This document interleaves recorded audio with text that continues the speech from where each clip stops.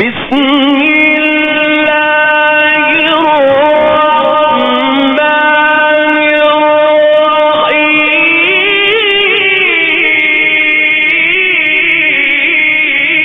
اللهم صل على محمد وآل محمد بلندترین سلوات بارگاہ ہے.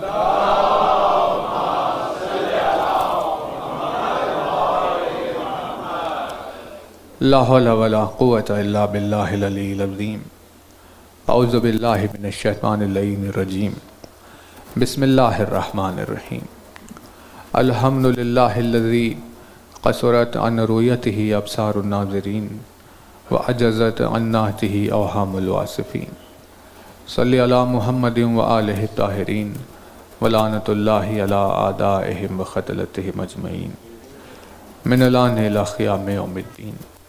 اما بعد فقد قال اللہ سبحانہ تبارک و تعالی فی کتابہ المبین وقولہ الحق. بسم اللہ الرحمن الرحیم. الحمد للہ رب العالمین.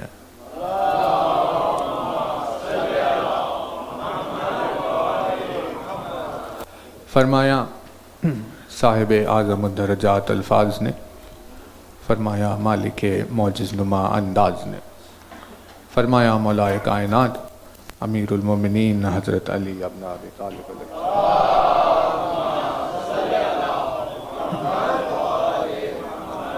مولائے کائنات کے جس مبارک و مقدس فرمان سے آپ کی خدمت میں مجلس کا آغاز کر رہے ہیں، اپنی اس بے مثل و بے نظیر حدیث میں مولا نے اپنے چاہنے والوں کے کچھ صفات کا ذکر کیا. کئی مقامات ہیں ایسے جہاں مولا نے اس صفت پر ذکر کیا ہے. اگر اس خطبے کو آپ لے لیں تو اس طویل خطبے میں بھی مولا نے اس صفت کا تذکرہ کیا ہے. تاریخ نے لکھا کہ سوال کرنے والے کا نام حمام تھا،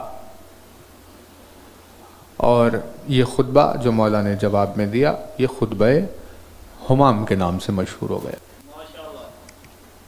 اس نے آ کر یہ پوچھا کہ یا علی یہ بتائیے مجھے آپ متقین کے صفات کچھ یوں بتائیے کہ جیسے میں انہیں اپنی آنکھوں سے دیکھ رہا ہوں. مجھے آپ اوصاف تقویٰ یوں بتائے جیسے میں اپنی آنکھ سے کسی متقی کو دیکھ رہا ہوں. سوال کرنے والے نے ایسا سوال کیا جس کا جواب اس کی برداشت سے زیادہ تھا. وہ خود نہیں جانتا تھا، لیکن نگاہ امامت سب جانتی ہے کہ سامنے والے کا ظرف کتنا ہے. تو مولا نے اتنا کرم سے بھرا ہوا جواب دیا. مولا نے فرمایا تو نے اوصاف تقویٰ کا سوال کیا، حمام تو اتنا سن لے کہ ہم تقوی کی تعریف میں تجھے یہ کہتے ہیں کہ تو اللہ سے ڈر اور نیک کام کیا کر. بس ایک جملے میں مولا نے بات ختم. مولا نے کہا حمام اللہ سے ڈرو اور نیک کام کیا کرو. ہے ایک جملہ لیکن تقویٰ پورا اسی میں سمٹا ہوا ہے. تقویٰ ہر اس عمل کو کہا جائے گا جس میں اللہ کا خوف ہو اور نیک کام کی خواہش، یعنی شوق و خوف. شوق نیک عمل کرنے کا اور خوف اللہ کی ناراضگی کا. توجہات رہے، کیونکہ لوگوں نے بات کے رخ کو موڑ دیا. دنیا نے خشوع اور خضوع مومن اور متقی کی زندگی کے اوصاف ہے. اللہ کا خوف کرنا، ڈرنا. لیکن یہ وہ ڈرنا نہیں ہے جو ڈرنا دنیا میں بتایا جاتا ہے۔ مولا نے فرمایا میرے پروردگار میں نے تیری عبادت جہنم کے خوف سے نہیں کی ہے، میں نے تیری عبادت جنت کی لالچ میں نہیں کی ہے، میں نے تیری عبادت اسی لیے کی ہے کیونکہ میں نے تجھے مستحق عبادت پایا ہے۔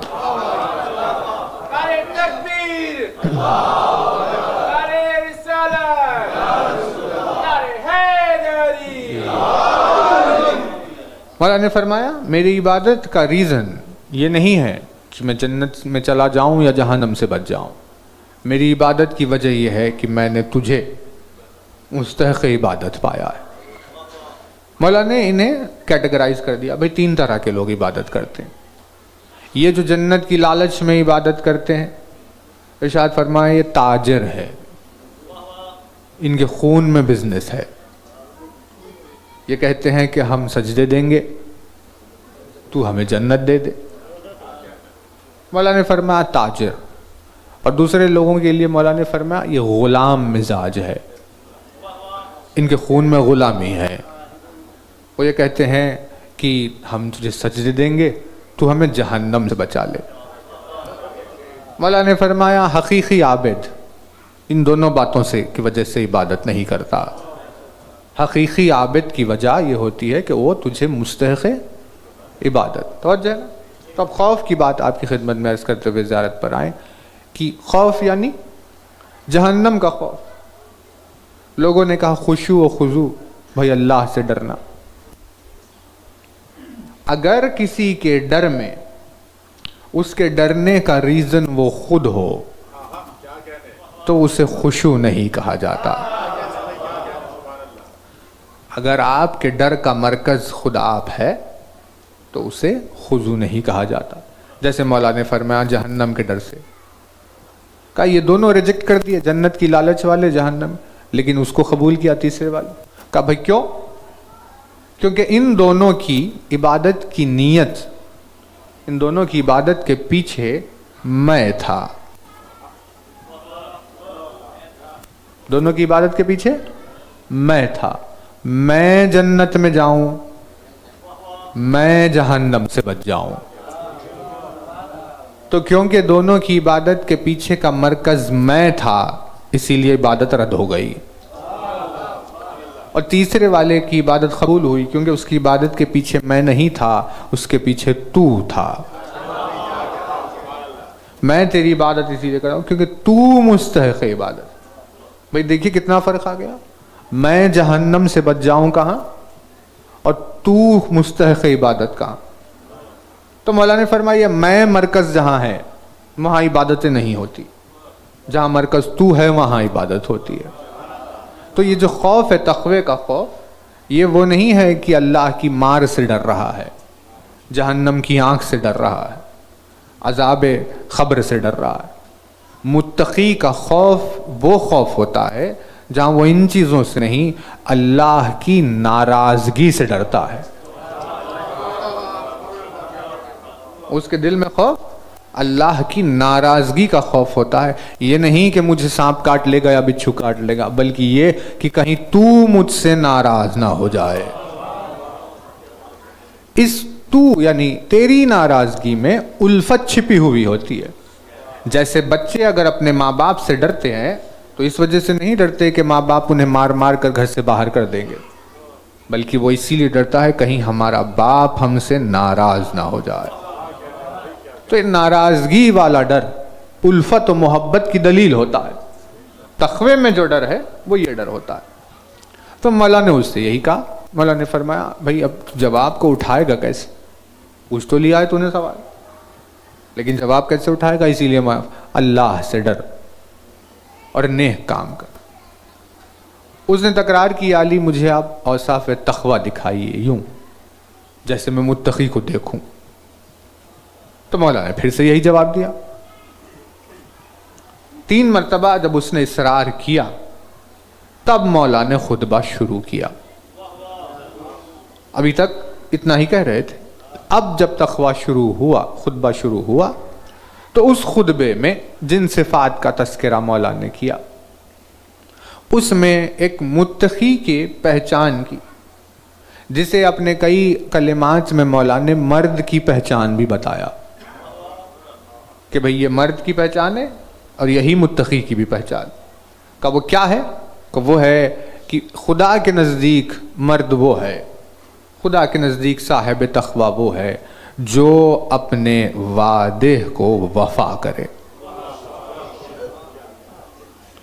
زبان کی پابندی کو شاہ مردان مردانگی سے نسبت دی کہ بھئی اس کے لفظ کی پابندی کا عالم دیکھو، جتنا پیمانہ اس کی وعدوں کی وفا کا ہے اتنا پیمانہ اتنے ہی پیمانے کا وہ مرد ہے۔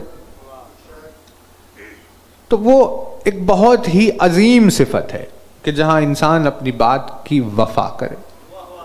اس زیارت میں اس جملے میں آنے والے ان کے تقوی کو یاد دلایا جا رہا ہے، ان کے وعدے کو یاد دلایا جا رہا ہے۔ جہاں امام وقت کو جو سلام کیا گیا، السلام علیکہ یا میثاق اللہ الذی اخذہ ووقدہ، میرا سلام اس میثاق کے اوپر جس میثاق کو اللہ نے لیا اور اس میثاق کی بارہا تاکید کی،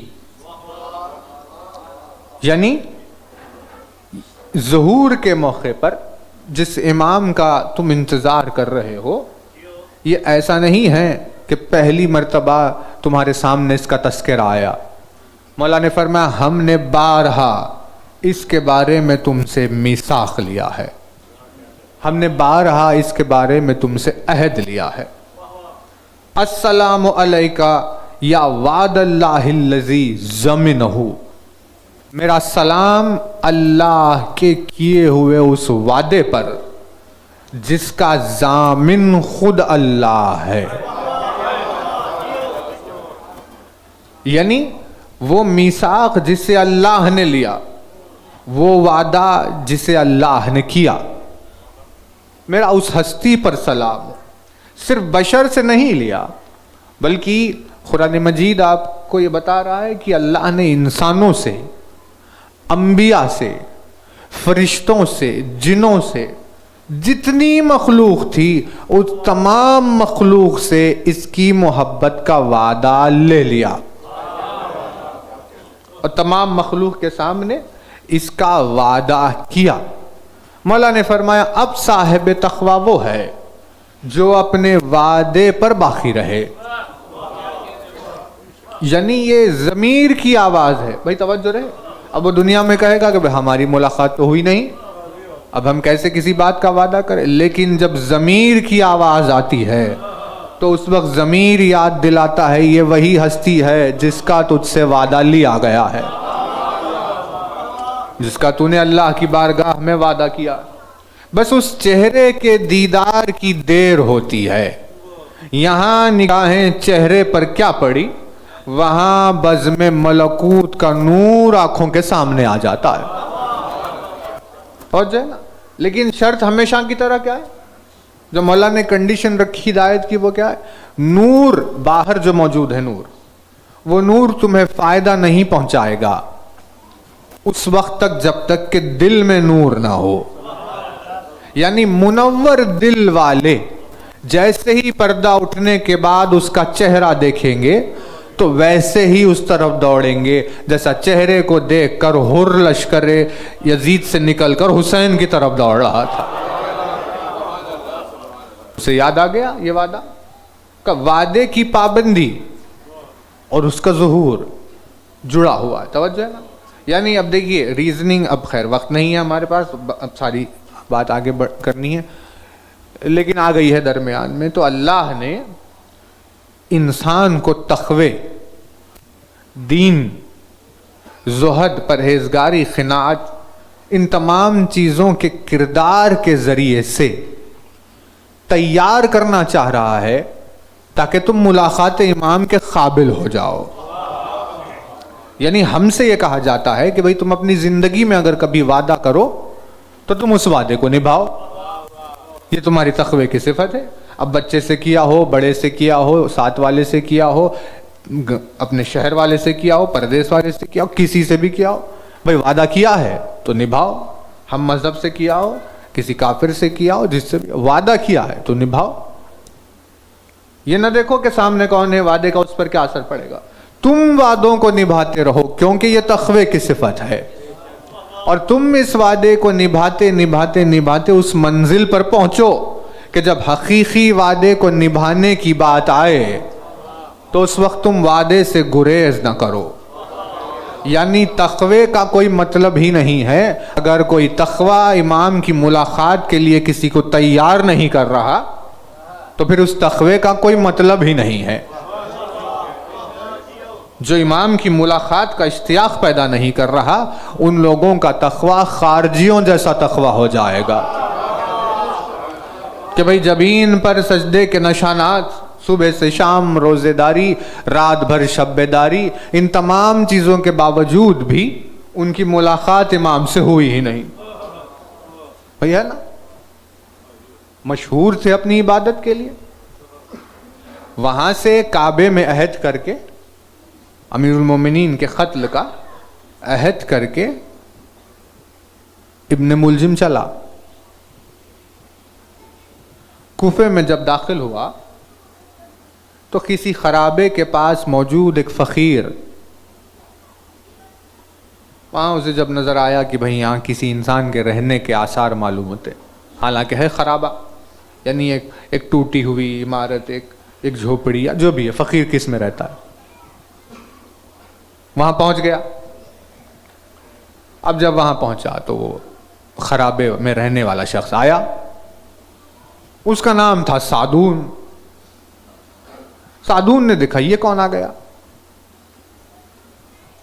اس نے پوچھا کون ہے تو؟ اس نے کہا بھائی میں مہمان ہوں.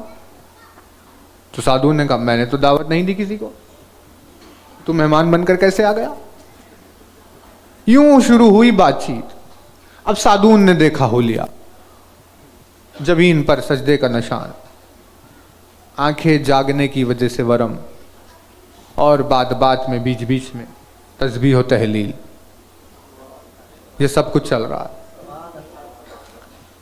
کہا کہ بھئی تیری عبادت اتنی شدید؟ کہا خارجی مشہور تھا، یعنی جہاں سے اس نے بتایا کہ ہم وہاں سے آئے تو وہ خارجیوں کا، ٹھیک ہے وہیں کا لگتا ہے، اتنی عبادت کر رہا. تو جب باتیں ہو رہی تھی تو سعدون نے پوچھا یہ بتا کیا تجھے دین میں بس اتنا ہی سکھایا گیا ہے کہ رکوع اور سجدے کرتے رہے، اس کے علاوہ دین میں کوئی اور چیز نہیں جانتا؟ کیونکہ عبادت کو اس نے ایک پریکٹس بنا لیا تھا، عبادت کو اس نے ایک فارمیلٹی بنا لیا تھا، عبادت کی حقیقت سے واقف نہیں تھا. تو سعدون نے پوچھا کہ بھئی تیرا تو حال ایسا لگتا ہے. اس نے کہا بھئی مجھے کیا کرنا چاہیے؟ کہ اگر تجھے دولت عرفان نصیب ہو تو تیری یہ عبادت کوئی مصروفیت نہیں رہے گی، اس دن تیری یہ عبادت ایک حالت میں تبدیل ہو جائے گی.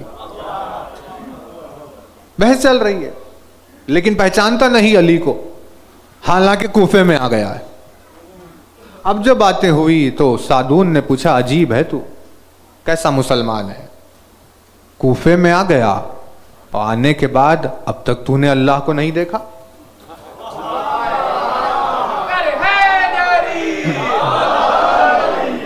سعدون حیرت میں پڑ گیا، کہا بھئی یہ کیسا ہوا؟ اس نے پوچھا یہ بتاؤ کیا تم نے اللہ کو دیکھا؟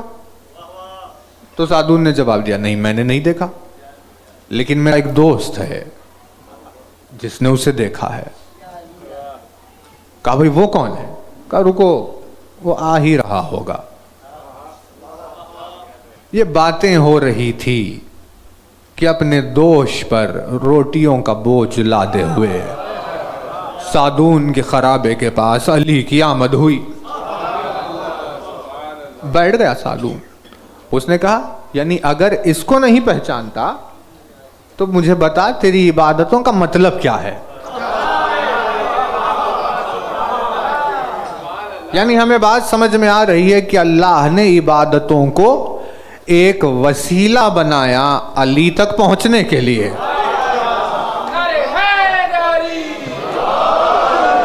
کہ بھئی تم سچ بولو، تم پرہیزگاری سے کام لو، تم اپنی زندگی میں صداقت سے کام لو، تم وعدوں کی وفائی کرو، تم عبادت میں مصروف رہو، تم نیک لوگوں کے ساتھ اٹھو، تم نیک لوگوں کے ساتھ بیٹھو. کہا بھئی ٹھیک ہے، سمجھ میں آ رہا ہے یہ سب کرنا ہے، لیکن جب یہ ساری چیزوں سے ایک کردار تیار ہوگا تو پھر اب کیا کرنا ہے؟ کہا جب یہ کردار تیار ہو جائے تب تمہاری ملاقات علی سے ہونے والی ہے. یعنی اگر ان تمام چیزوں کے ہونے کے بعد اگر تم امام تک نہیں پہنچے تو اس نے پوچھا پھر تمہاری یہ عبادتوں کا مطلب کیا ہوا؟ توجہ نا. اسی لیے یعنی میثاق امام کو اسی لیے کہا جا رہا ہے کہ بھائی میرا سلام ہو اللہ کے میثاق کے اوپر، اور ہمیں زندگی میں ترغیب دی جا رہی ہے کہ تم اپنے وعدوں میں وفائی کرتے رہو تاکہ تمہیں وعدے کو وفا کرنے کی عادت رہے، اور جب وہ بڑا وعدہ تمہاری آنکھوں کے سامنے آ جائے تو اس وقت اپنے وعدے کو وفا کرو. ہے نا توجہ؟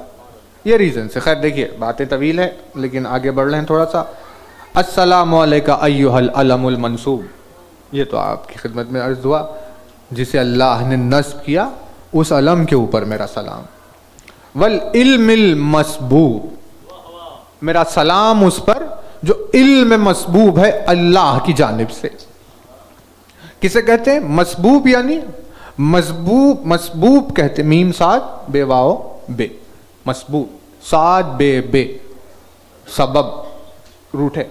اس کا مطلب کیا ہے؟ اس کا مطلب یہ ہے کسی چیز کو اونڈلنا، کسی چیز کو ایک دم سے اڈلنا.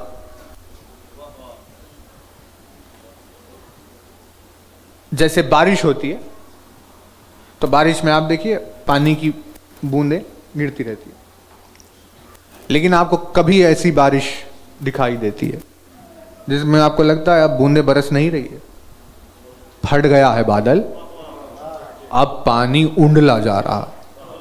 جیسے نوح کے طوفان کے وقت اللہ نے کہا بارش نہیں ہو رہی تھی، ہم نے آسمانوں کے دروازے کھول دیے تھے اور آسمان سے پانی کو اونڈیلا جا رہا تھا، زمین پوری ڈوب گئی تھی. اس کیفیت کو کہتے ہیں مسبوب. میرا سلام، السلام علیکہ یا ایہا العلم المنصوب والعلم المسبوب، میرا سلام اس ہستی کے اوپر جس کے اوپر اللہ نے اپنا علم ڈال دیا ہو.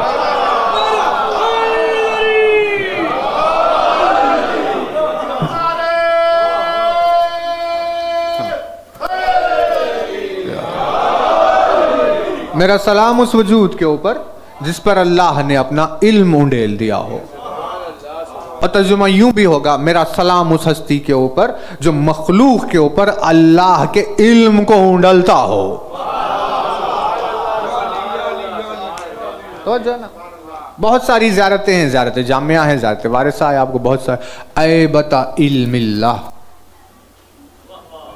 ہے نا یہ جملہ. السلام علیکم یا ایبت علم اللہ، میرا سلام ان ہستیوں کے اوپر جو اللہ کے علم کے ایبا ہے.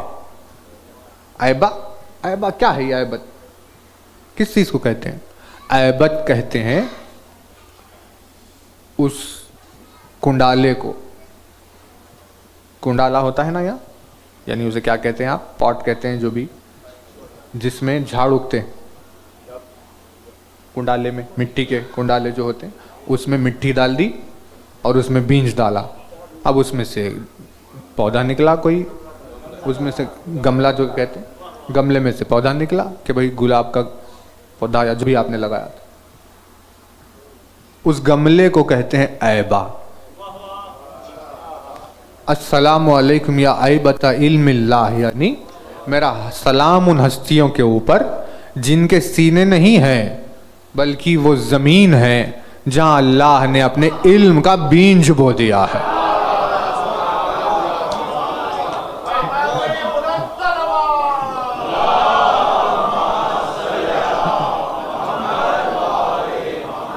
بلکہ ان کے سینے وہ زمین ہے جہاں اللہ نے اپنے علم کا بیج بویا ہے. جہاں جن کے سینے سے علم توحید کا شجر نکل کر باہر آتا ہے، ان سینوں پر میرا سلام جو اللہ کے علم کے ایبا ہے. گملے کی مانند جس کے سینے میں بیج توحید نے بویا، اب اس سے کردار یعنی جو شجر نکلے گا وہ کردار توحید ہوگا.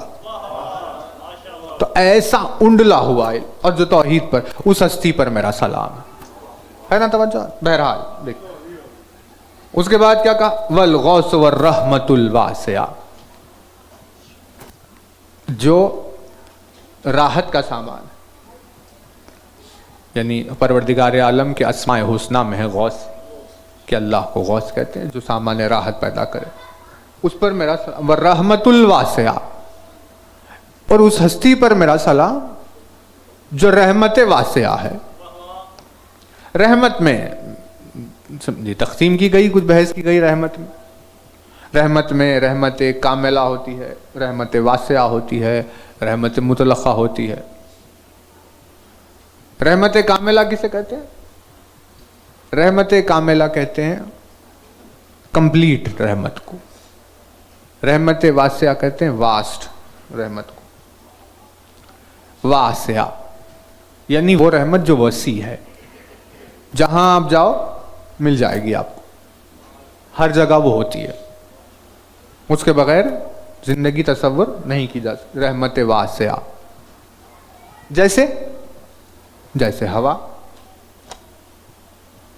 رحمت واسعہ ہے. آپ دیکھیے ہندوستان میں ہم تھے، سانس لینے کے لیے ہوا تھی. آپ اتنی دور یہاں آ گئے، یہاں بھی سانس لینے آپ کو ہوا ہے. آپ دنیا کے کسی کونے میں چلے جائیے، وہاں آپ کو سانس لینے ہوا ہے. جہاں آپ جائیں گے زمین پر ہوا تو ہے، سانس لینے کے لیے کوئی پریشانی نہیں ہوتی. پھیلی ہوئی رحمت، وسعت رکھنے، رحمت واسعہ، جہاں جائے وہاں موجود. رحمت واسعہ. رحمت کاملہ یعنی بڑی وسیع، اتنی پھیلی ہوئی نہیں ہے، لیکن جس کے لیے ہے اس کے لیے کافی ہے. جیسے پوری پھیلی ہوئی ہوا میں ہمارے لیے ایک سانس.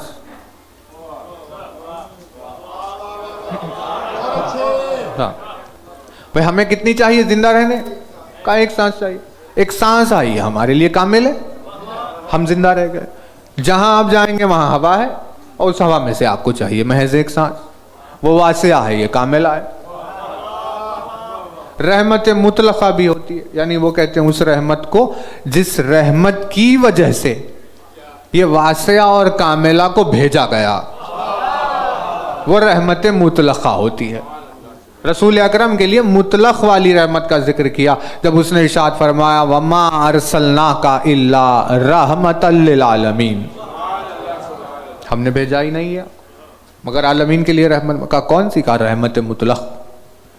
امام کو کہا رحمت واسعہ، یعنی تم جہاں بھی جاؤ وہ ہے. زمین کا کوئی حصہ نہیں ایسا جہاں وہ نہیں ہے، کیونکہ اگر وہ نہیں ہوتا تو یہ زمین ہی نہیں ہوتی. پھیلی ہوئی رحمت پر میرا سلام. رحمت واسعہ. وعدن غیر مکذوب، وعدہ ہے ایسا جسے جھٹلایا نہیں جا سکتا. اللہ نے کیا ہے، اسے پورا ہو کر رہنا ہے. اذا وقعت الواقعہ، جب واقع ہونے والی چیز واقع ہو کر رہے گی. تو جو نا اس میں کسی جھٹلانے کی گنجائش نہیں ہے، وہ تو ہونا ہی ہے واقعہ. تو واقعے پر آپ کو ایک واقعہ سنا دے، چھوٹا سا مختصر، پھر انشاءاللہ ہم آنا چاہتے ہیں اس سطر تک، یہاں تک آ جائیں گے تو باقی کا پھر کل انشاءاللہ آپ کی خدمت میں رکھیں گے. واقعہ اذا وقعت الواقعہ، جب واقع ہونے والی چیز واقع ہوگی. کیا ہے یہ آخر؟ کس چیز کو واقعتاً ہونا ہے نا؟ یعنی اللہ نے کہا بھئی اسے تو ہونا ہی ہے. تو واقعہ یعنی اسی سے لفظ بن گیا بھئی کسی واقعے کے بھی، لیکن وقوع کہتے ہیں کسی چیز کے ہو جانے کو، ہونے کو. وقوع پذیر جو ہو وہ واقعہ ہے. ایک حکم ہے، ایک آرڈر، حکم واقعہ والا، زیارت سے جڑا ہوا ہے آرڈر، حکم واقعہ، جو کہ امام کے آنے کے بعد نافذ ہوگا. وہ حکم واقعہ کیا ہے؟ حکم واقعہ کہتے ہیں خداوند عالم کے اس نظام کو جس میں وہ فیصلہ کرنے کے لیے گواہوں اور ثبوتوں کا انتظار نہیں کرتا. اس حکم کو کہتے ہیں حکم واقعہ جو بغیر گواہ کے بغیر ثبوت کے دے دیا جائے. ہے نا؟ دنیا میں یہ سسٹم ظلم ہے کیونکہ دنیا اسے نہیں مانے گی.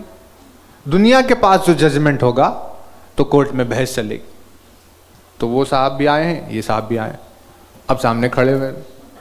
جج نے کہا بھائی تم بولو, تو انہوں نے اپنا کہا. انہوں نے کہا تم بولو, انہوں نے اپنا کہا. تمہارا گواہ, وہ اپنا گواہ لے گا. تمہارا گواہ, یہ اپنا گواہ. اب وہ ثبوت, یہ ثبوت, یہ بحث چل رہی ہے. فیصلہ ہوگا. ہو سکتا ہے گواہ جھوٹا ہو سکتا ہے ثبوت جھوٹا ہو, اب جو بھی ہو, لیکن اگر سامنے ہے یہی گواہ اور ثبوت, فیصلہ ہو گیا. ایسے چل رہے ہیں فیصلے. پھر دنیا میں ایسے ہی ہوتا ہے. اسی لیے ہندوستان میں کہا جاتا ہے بھائی قانون تو اندھا ہوتا ہے. اسے کیا دکھائی دے, اس نے تو بس جتنا سامنے تھا اتنی بات کی. یعنی اندھا قانون پھیلا ہوا ہے دنیا. سب کو مطلب پتا ہے اندھا, لیکن چل وہی رہا ہے. بھائی دیکھیے توجہ رہے, اب زیارت سے تھوڑا سا اگر مڑ, یعنی دنیا کے مزاج کو دیکھیے. دنیا کا مزاج یہ ہے کہ جسے پتا ہے یہ اندھا ہے لیکن چل وہی رہا ہے, اور اسی کے پیچھے سب چل رہے ہیں. تو یہ تو دنیا کا مزاج ہے. یہاں چاہے اندھا ہو یا بہرا ہو, چلتا سب ہے. اس کے پیچھے چلنے والے بھی بہت سارے مل جائیں گے. آپ ابھی کس کے پیچھے جا رہے ہیں, انہیں تو دکھائی نہیں دے رہا. کہا بھائی دکھائی نہ دے, لیکن آگے تو وہی چل رہے ہیں, لہٰذا ہم بھی چلو پیچھے. سسٹم چل رہا ہے. یعنی یہاں کوئی کھڑے ہو کر سوچے گا نہیں کہ ان کے پیسے پیچھے کیسے جائیں گے, یہ تو خود اندھے. جیسے ہی آپ نے اگر یہ کہا کہ ان کے پیچھے میں کیسے جاؤں جبکہ یہ خود اندھے ہیں, تو آپ پر الزام یہ دہشت گرد معلوم ہوتا ہے. ابھی دہشت سے اس کا کیا لینا؟ اس کی عقل نے سوال اٹھایا میں کیسے جاؤں اس کے پیچھے. کوئی تو آپ جواب دیجئے, دلیل دیجئے. لیکن یہ دنیا میں چلتا ہے, اللہ کی بارگاہ میں نہیں چلتا. خداوند عالم نے انبیاء میں کچھ لوگوں کو بادشاہت دی. داؤد کو اللہ نے بادشاہ بنایا, سلیمان کو اللہ نے بادشاہ بنایا. تو نبی بھی تھے, بادشاہ بھی. اب کیونکہ بادشاہ ہے لہذا فریادیں آتی رہتی تھی, یہ ہو گیا, یہ ہو گیا, یہ ہو گیا. اب داؤد بادشاہ ہے, اب داؤد کے پاس آ رہے ہیں فیصلے. اس نے یہ کیا, اس نے یہ کیا, اس نے یہ کیا, اس نے یہ کیا. اب داؤد کا تمہارا گواہ, وہ اپنا گواہ لے کر آیا. تمہارا ثبوت, یہ گواہ ثبوت, اتنی ساری چیزیں, کمپلیکیشن اتنا ہو گیا. داؤد بیزار ہو گئے ایک روز, کہ یہ کیا ہے پروردگار, کچھ سمجھ میں نہیں آتا. کبھی لگتا ہے یہ صحیح ہے, کبھی لگتا ہے یہ صحیح ہے, کبھی اس کا گواہ مضبوط, کبھی اس کا گواہ. یہ معاملے تو کچھ سمجھ میں. کاش ایسا ہوتا کہ یہ سب چیزیں نہ ہوتی, کھٹ سے فیصلہ ہوتا, ہم سنا دیتے. اسے کہتے ہیں حکم واقع. یعنی اس میں سب کچھ نہیں سنیں گے, حکم واقع. داؤد نے فریاد کی, پروردگار تو دیکھ رہا ہے کہ ان تمام معاملات سے مجھے پریشانی ہو رہی, تو ہی کوئی ایسا حکم مجھے دے دے میں فیصلے کر دوں. تو اللہ نے وہی بھیجی داؤد پر. داؤد ہم تو چاہیں اگر یہ کر دیں, لیکن تم حکم واقع کا وزن نہیں اٹھا سکتے.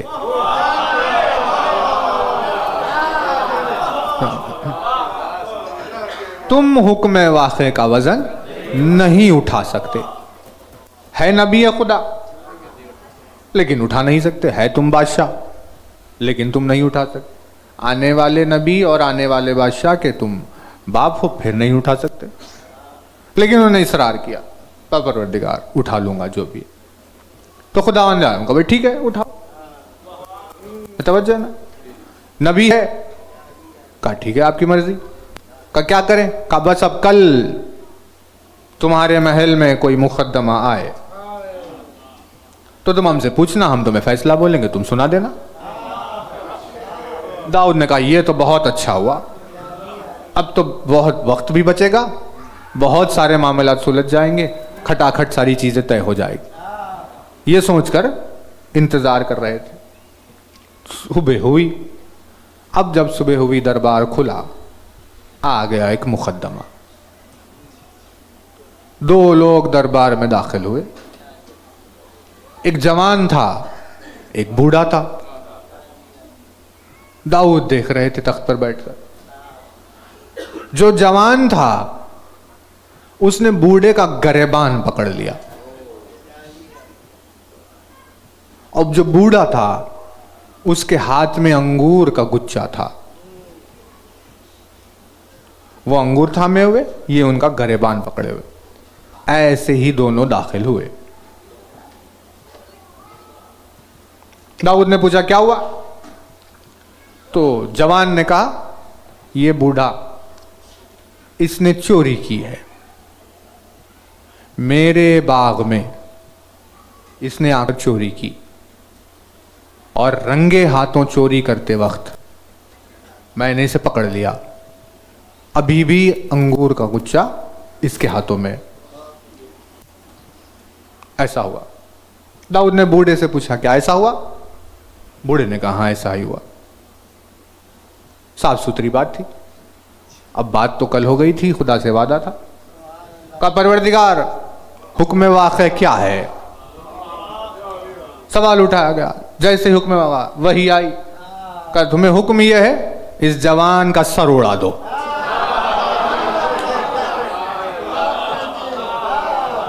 اور اس بوڑھے کو وہ باغ دے دو۔ جوان جو مالک ہے باغ کا، اس کا سر اڑا دو، اور یہ جو بوڑھا جس نے چوری کی ہے، باغ اس کے نام کر دو۔ اصرار کیا تھا، خداوند عالم نے روکا تھا، حکم واقع آیا۔ اب داؤد پڑ گئے حیرت میں، اب کیا بولوں؟ لیکن طے ہوئی جو بات، تو کہا کہ بھائی اب سنایا تو نہیں سب۔ داؤد نے آرڈر دے دیا، جوان کو قتل، بوڑھے کو وہ دے دو۔ سننا تھا، اب وہاں انقلاب شروع ہوا۔ دربار میں درباری، باہر سے لوگ، یہ وہ سب جمع ہونے لگے۔ یہ کیسا فیصلہ کیا؟ اب یہ اپنی جان کی جد و جہد کر رہا تھا، اس نے کہا بھائی میں آیا کمپلین لے کر، یہ مجھے قتل کا حکم دے رہے۔ اب وہ اس نے اپنے رشتہ داروں کو جمع کر لیا، وہ اس کے قبیلے والے آ گئے، ایک ہنگام برپا ہوا۔ اتنا ہنگام ہوا کہ نہیں داؤد اب سیدھے راستے پر ہمیں محسوس نہیں ہو رہے ہیں، یا تو تمہیں قتل کریں گے یا تو تم تخت و تاج چھوڑ دو۔ بات یہاں تک پلٹ گئی کہ لوگ داؤد کے خون کے دشمن ہو گئے۔ داؤد نے کہا یہ کیا ہو گیا پروردگار؟ میں نے تیرے طرف سے جو حکم تھا وہ دیا، لیکن سب معاملہ ہی پلٹ گیا، اب یہ تو میرے خون کے پیاسے ہو گئے۔ تو خداوند عالم نے کہا ٹھیک ہے، ہم نے تو تم سے کہا تھا کہ تم حکم واقع کا وزن نہیں اٹھا سکتے۔ تو داؤد نے کہا پروردگار تو نے سچ کہا، لیکن اب یہ جو بات ہو گئی ہے اب اسے تو ہی سنبھال، میں کیا کروں اس کا؟ تو خداوند عالم نے کہا ٹھیک ہے ہم سنبھالتے ہیں، تم جاؤ اس درخت کے پاس جہاں سے اس نے انگور توڑے، وہاں جاؤ، اس درخت کو اس کے پہلو میں تم کھودنا شروع کر دو۔ وہاں پر جب تم کھودو گے تو تمہیں وہاں ایک لاش ملے گی، یعنی بوسیدہ لاش، ہڈیاں، اس کھود کر باہر لاؤ، اور جب تم کھودو تو تم اسے ہماری طرف سے حکم دینا، وہ اٹھ کر باہر آئے گا اور وہ تمہیں سنا دے گا کہ بھائی قصہ کیا تھا۔ داؤد نے سب کو لے کر درخت کے پہلو میں کھدائی شروع کی، جب کھودے اور وہ نکلا، اس نے نکلنے کے بعد داستان سنائی، اور اس نے کہا یہ باغ میرا تھا، یہ باغ میرا تھا، اس جوان کے باپ نے مجھے قتل کر کے میرے باغ پر قبضہ کر لیا۔ وجہ یہ جو بوڑھا نظر آ رہا ہے یہ میرا بیٹا ہے، لہذا میرے بعد باغ کا مالک اسے ہونا چاہیے تھا، لیکن اس کے باپ نے مجھے مار دیا اور خود قبضہ کر لیا. معاملہ یوں ہوا تو اللہ نے کہا بھائی تجھے قتل کیا، اس کا بدلہ قتل لے لے، قصاص ہو گیا، اور جو مالک ہے اس کو باغ دے دے. داؤد نے کہا میں نے یہی کہا تھا، ایسا قصہ ہے. تو کیونکہ زمین سے مردہ نکل کر بات کرنے لگا تب جا کر قوم خاموش رہی کہ ہاں داؤد صحیح کہہ رہے تھے، بھائی کچھ تو ہے ایسا. توجہ ہے نا. فیصلہ وہ جیسے تیسے اسے ختم کیا، پلٹ کر دربار میں آئے، کہا پروردگار کل سے حکم واقع نہیں چاہیے.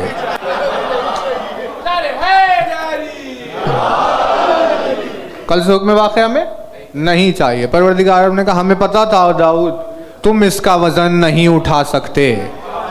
کہا جب ایسا نظام ہے تو ہم کیا کریں؟ کہا نظام تو ہے لیکن پہلے نظام اٹھانے والا تو آ جائے.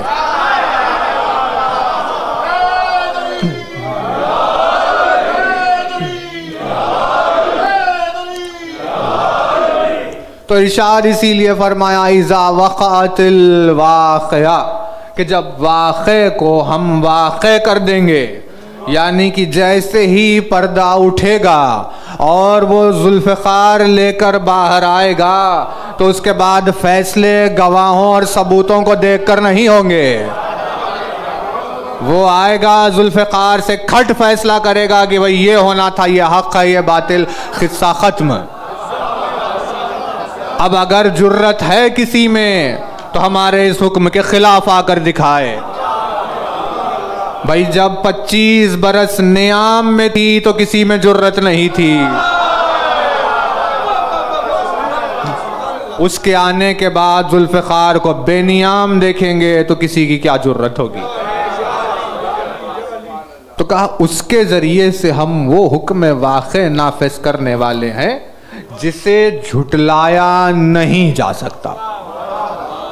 میرا سلام اس پروردگار عالم کے وعدے پر جو ہو کر رہے گا. توجہ ہے نا. دیکھیے 2-3 اور جملے، بس ایک بات تک آنا چاہتے ہیں. السلام علیکہ حین تقرأ وتبین، میرا سلام تجھ پر جب تو پڑھے، میرا سلام تجھ پر جب تو بیان کرے. جب پڑھ رہا ہے تب بھی سلام، جب بیان کر رہا ہے تب بھی سلام. پڑھ رہا ہے وہ پردے میں اپنے اجداد کی زیارتیں پڑھ رہا ہے، اور بیان کر رہا ہے وہ اپنے چاہنے والوں سے اپنے اجداد کے فضائل. بھئی وہ لو لگے تو سنائی دے کسی کو، لیکن بیان تو ہو رہے ہیں. اسی لیے علی کی شان کی یہ خاصیت ہے کہ علی کی شان اپنے آپ کو منوانے کے لیے کتابوں کی محتاج نہیں ہے.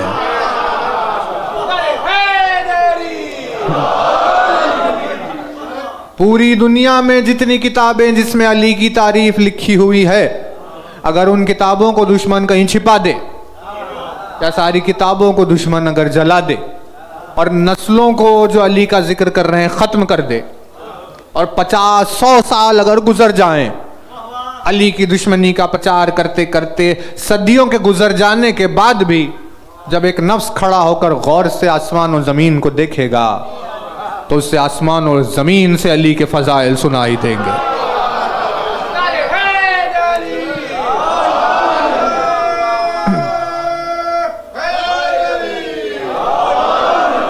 علی کی فضیلت اس توحید کی طرح آیا ہیں جسے لاکھ منہ پھیرنے کی کوشش کرو چھپایا نہیں جا سکتا.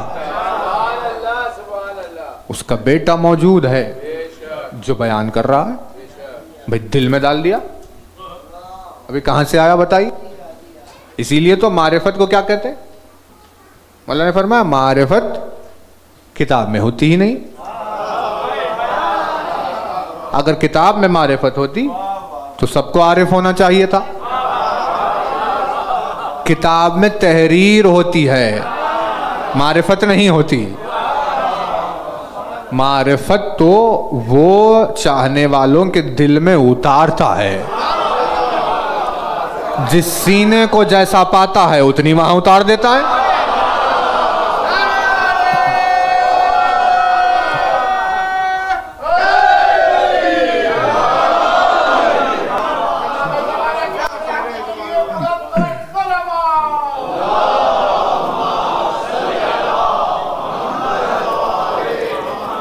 بھائی جس سینے کو جتنا پاتا ہے اتنی وہاں اتار دیتا ہے۔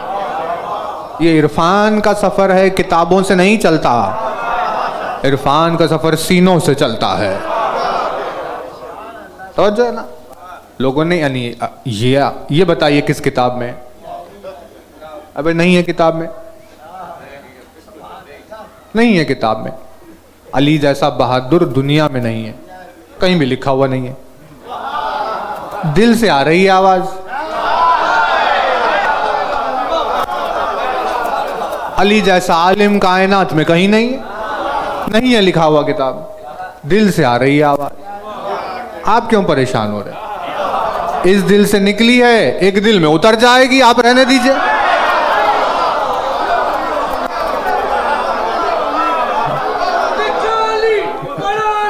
No.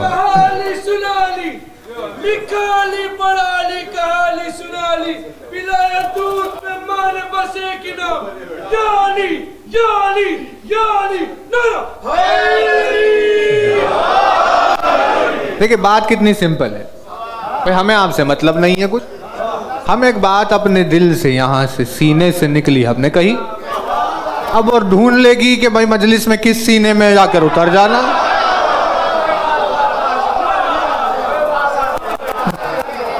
آپ رہنے دیجئے، آپ سے بات ہی نہیں ہو رہی ہے۔ یہ فضائل علی کا نظام ہے، اللہ نے رکھا،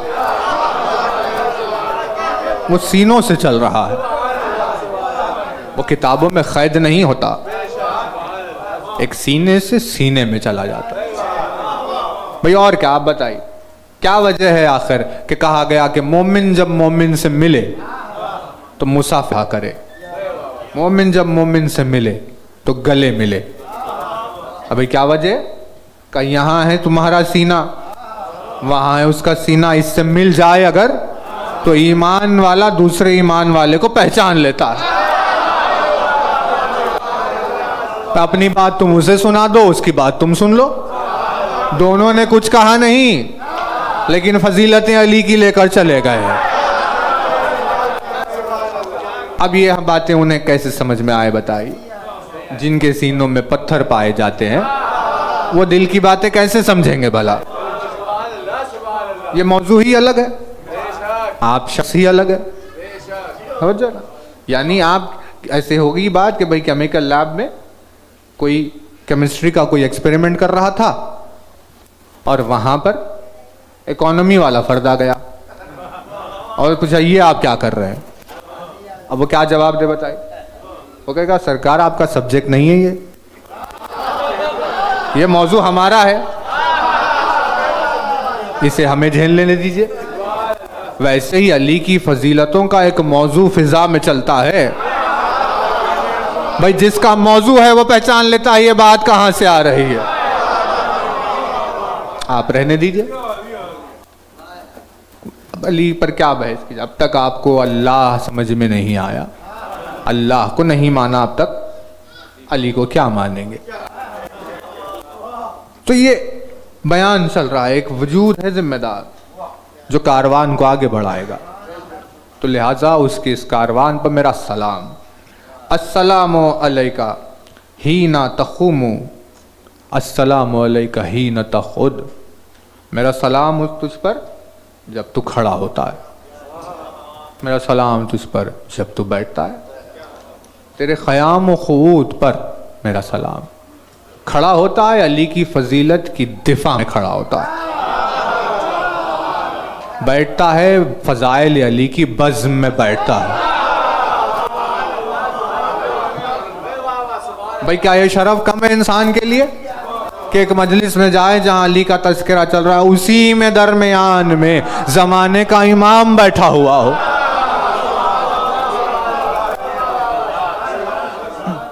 حق میں دفاع کے اس کے کھڑا ہوا اور بیٹھا جہاں اس کا تذکرہ ہو رہا ہے. اس طرح اس پر سلام اس کیفیت پر. السلام علیکہ حین تقرأ و تبین، السلام علیکہ حین تصلی و تقنت. سلام ہو تجھ پر جب تو نماز پڑھتا ہے، جب تو قنوت میں ہوتا ہے. اب دیکھیے خیر، صلاۃ اور قنوت یہ بہت زیادہ پھیل جائیں گے. انشاءاللہ زندگی نے موقع دیا تو آپ کی خدمت میں پھر آئیں. السلام علیکہ حین ترکع و تسجد، جب رکوع کرتا ہے اور سجدے میں ہوتا ہے اس وقت تجھ پر سلام. السلام علیکہ حین تحلل و تکبر، جب تحلیل کرتا ہے، جب تکبیر پڑھتا ہے اس وقت تجھ پر سلام. السلام علیکہ حین تحمد و تستغفر، سلام تجھ پر جب حمد کرتا ہے اور جب مغفرت طلب کرتا ہے. تو زیارت میں لفظ تستغفر کو لے کر وہ نکل گئے. یہ دیکھیے تستغفر، امام مغفرت کرتا ہے، آپ کیا کہتے ہیں؟ ارے وہ اپنے لیے تھوڑی نہ کرتا ہے، وہ ہمارے لیے مغفرت کرتا ہے. پروردگار یہ گنہگار ہیں، انہیں معاف کر دے میرے وسیلے سے. یعنی اب تک آپ کو مزاج امامت سمجھ میں ہی نہیں آیا. اے بھائی، جس کی تسبیح و تحلیل سے ملائکہ تسبیح سیکھیں، وہ وجود اپنے چاہنے والوں کے لیے استغفار طلب کرتا ہے. انہیں معاف کر دے پروردگار. السلام علیکہ حین تصبح و تمسی، صبح ہو یا شام تجھ پر ہمارا سلام. السلام علیکہ فی اللیل اذا یغشی والنہار اذا تجلی، چھائی ہوئی رات کے وقت اور چھائے ہوئے دن کے طرف. یہ بھی بہت ہی طویل ہے، انشاءاللہ پھر کبھی آپ کی خدمت میں اس پر، لیکن ایسے وقتوں پر بھی تجھ پر سلام. السلام علیکہ ایھا الامام المامون، میرا سلام اس پر جو امام مامون ہے. یعنی امن پر بات ہوئی تھی سٹارٹنگ میں. امن کہتے ہیں پناہ میں آ جانے کو، مومن کہتے ہیں جو پناہ میں آ گیا، مامون وہ ہے جو پناہ میں لے کر آئے.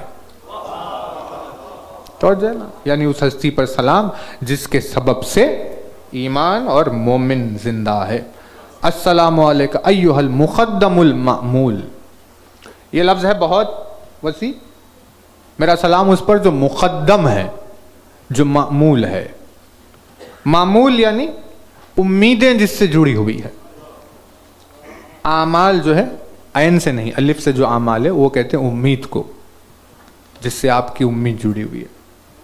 ارے بھائی، صبح ہوئی، سو رہے تھے، بہت شدید نیند تھی، کسی طرح اٹھے،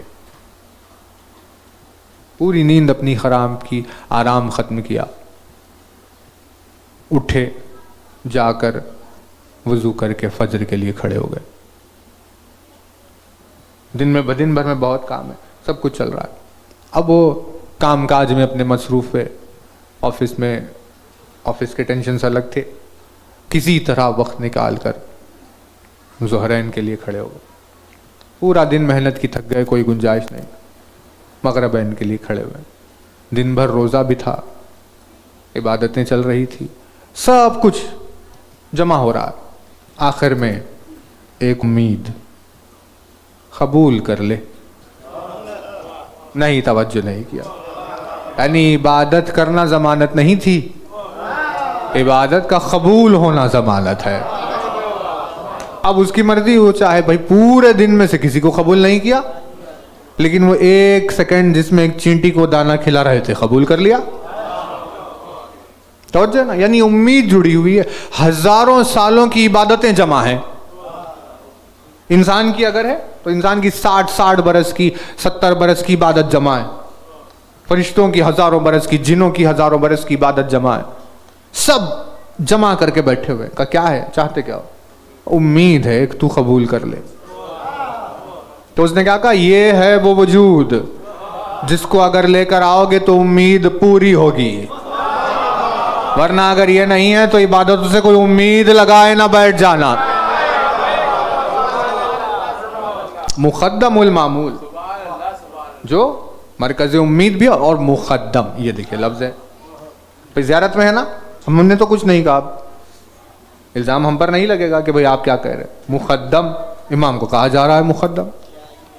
خاف دال میم خدم کسے کہتے ہیں؟ آگے ہونے کو. اسی لیے پیر کو خدم کہتے ہیں کیونکہ اس سے آپ آگے جاتے ہیں. 2 قدم یعنی ادھر. قدیم یعنی جو آپ سے پہلے، آپ بعد میں آئے وہ پہلے. قدیم ہے نا. مقدم یعنی جو پہلے ہے آگے، باقی سب بعد میں. ہر چیز بعد میں وہ پہلے. مقدم یعنی ابھی شروع ہی نہیں ہوا تھا حساب، ابھی 1 2 3 شروع نہیں ہوا تھا، مگر وہ تھا کیونکہ اس کے بعد سب شروع ہونے والا. اسی لیے وہ وجود مقدم وجود ہے. سمجھ نا؟ یعنی وہی کن والی بحث میں اگر آپ جائیں تو بھائی کن سے اب جب شروع ہو رہا ہے معاملہ، پھر وہ کہاں ہے؟ کہ بھائی وہ پہلے ہے. کہ کس سے پہلے؟ کہ بھائی پہلوں سے پہلے. ہر پہلے سے پہلے. پہلے نہیں تھا اس سے پہلے. جس پہلے کے آگے پہلے بعد میں ہو جائے گا ویسا پہلے. مقدم المعمول پر سلام. السلام علیکہ بجوامع السلام. تمام ترین سلاموں کے جمع سے تجھ پر سلام. اشہدو کا یا مولایا گواہی. دیکھیے آ گئی ذمہ داری والی. یہ بہت امپورٹنٹ ہے، بہت امپورٹنٹ. یہ جو فرسٹ ہاف ہے معرفت والا، یہ صرف اسی لیے ہے تاکہ سیکنڈ ہاف والے میں بندے کو ثابت قدم بنائے. لیکن یہ جو سیکنڈ ہاف ہے وہ انشاءاللہ ہم کل آپ کی خدمت میں کوشش کریں گے. ابھی گواہی شروع ہوئی، یعنی یہاں سے وہ بات کر رہا ہے کہ بھئی یہ میرا سٹینڈ ہے. کیا ہے وہ گواہی؟ اشہدو کا یا مولا، میں گواہی دے رہا ہوں میرے مولا. انی اشہد اللہ الہ الا اللہ. پہلی گواہی میں دے رہا ہوں، یہ میرا سٹینڈ ہے کہ اللہ کے سوا کوئی معبود نہیں ہے. تو مجھے ان لوگوں میں شمار کر جو وحدہ لا شریک ہونے کے گواہ ہیں، گواہی دے رہے ہیں، کیونکہ میرا سٹینڈ یہی ہے. وحدہ لا شریک وان محمدً عبدہ ورسولہ. اب ایکسپینڈ کریں یا چھوڑ دے؟ بتائیے آپ. دیکھیں کیا ہے اس کا مطلب وحدہ لا شریک اللہ. کیا ہے یہ وحدہ لا شریک اللہ؟ جس میں کوئی شریک نہیں. کون سا کوئی شریک؟ کوئی دوست یا بیٹا؟ کون سا شریک؟ باپ، زوجہ. اب یہ کون مانتا ہے؟ کوئی مانتا ہے؟ کوئی خدا کا بیٹا مانتا ہے؟ اب جب کوئی مانتا ہی نہیں تو پھر اس پہ بحث کیوں ہو رہی؟ جتنے مسلمان ہیں سب ایک ہی خدا کی گواہی دیتے ہیں. لیکن مولا نے کیا فرمایا؟ مولا نے فرمایا بھائی تم بول رہے ہو ایک، تم مانتے نہیں ایک. ہے نا؟ مولا نے گواہیاں دلیلیں دی اپنی حیات. تم بول رہے ہو ایک، تم مانتے نہیں ایک. کہا بھائی وہ کیسے؟ کا وجود اور جذبات. مجلس کے بعد انشاءاللہ وہ سوالوں میں رکیں گے. وجود اور جذبات، وجود اور ایموشنز، وجود اور فیلنگز. وجود الگ، ایموشن الگ. غصے والا الگ، غصہ الگ. رحم کرنے والا الگ، رحم الگ. یہ دونوں کو ایک جگہ کہہ رہے ہو تم. رحم کرنے والے کو رحم کے ساتھ جوڑ کر وحدہ لا شریک کے مفہوم کو ختم کر دیا. بھائی لا شریک کیسے ہوا؟ جب اس کے اندر ایموشن مکس ہو گئے تو وہ اکیلا کہاں ہوا؟ مولا نے یہی سوال اٹھایا نا. مولا نے کہا بھائی اگر صفت بھی ہے اور موصوف بھی تو دو ہوئے. کمال الاخلاص نفی الصفات. مولا نے فرمایا یہ اخلاص نہیں. بھائی تم نے صفت اور موصوف ہے نا، کیریکٹر اور کیریکٹرسٹک، یعنی کوئی بھی چیز لے لیجیے. تقوی الگ، متقی الگ، ایمان الگ، مومن الگ، زہد الگ، زاہد الگ، قناعت الگ، خانے الگ. ارے بھائی یہ صفت ہے، یہ موصوف ہے. تو جب دو ہے تو دو ہوئے، لا شریک کہاں ہوئے؟ تو مولا نے کہا صفت اور موصوف نہیں ہوتے ایک سگا. صفت الگ موصوف الگ. تو اب اگر صفات کو لے جا کر موصوف میں ملا دیا جائے تو موصوف لا شریک کیسے ہوا؟ اسی لیے موصوف کے لا شریک ہونے کے لیے ضروری ہے ایک وجود ہو ایسا جو اس کے صفات کا حامل ہو، جو اس کے صفات کا حامل ہو، تاکہ موصوف کسی صفت سے مشترک نہ ہو جائے. یعنی ہمیں یہ پتا چلا جس نے علی کو مظہر صفات خدا تسلیم نہیں کیا وہ اللہ کو وحدہ لا شریک مانتا ہی نہیں.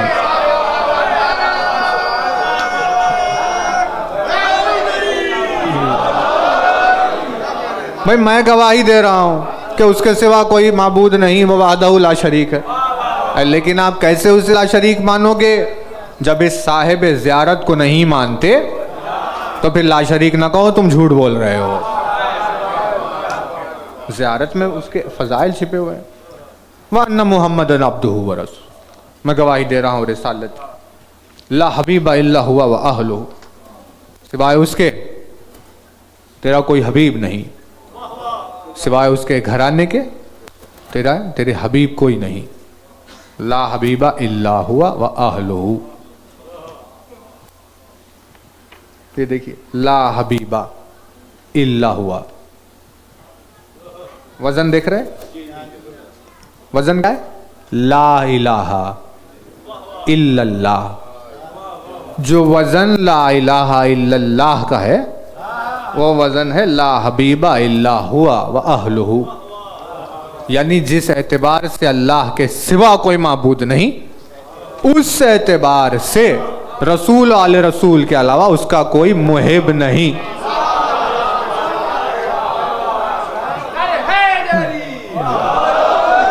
اس کا کوئی حبیب نہیں، وہ کسی کا چاہنے والا. ویسا جیسا پیمان توحید میں لا شریک ہے ویسا محبت رسول آل رسول میں لا شریک. گواہی دے رہا ہوں اس بار، گواہ ہے، توجہ رہے. زیارت پڑھنے والا گواہی دے رہا ہے تو اسے پتا ہونا چاہیے بھائی تو یہ گواہی دے رہی تو نے، اب پھر تو نے کل گواہی یہ دی تھی، آج یہ کیوں کہہ رہا ہے؟ وَأَشْهَدُكَ يَا مَوْلَايَ أَنَّ عَلِيًّا أَمِيرُ الْمُؤْمِنِينَ حُجَّتُهُ. حجت پر آپ کی خدمت میں بات ہوئی. مولا کی وَالْحَسَنَ حُجَّتَهُ وَالْحُسَيْنَ حُجَّتَهُ وَعَلِيَّ ابْنَ الْحُسَيْنَ حُجَّتَهُ. یوں سلسلہ گواہیوں کا چلا یہاں تک آیا وَالْحَسَنَ ابْنَ عَلِيٍّ حُجَّتُهُ. 11 امام کی حجت کی گواہی. ایک صلوات بارگاہ اللہ.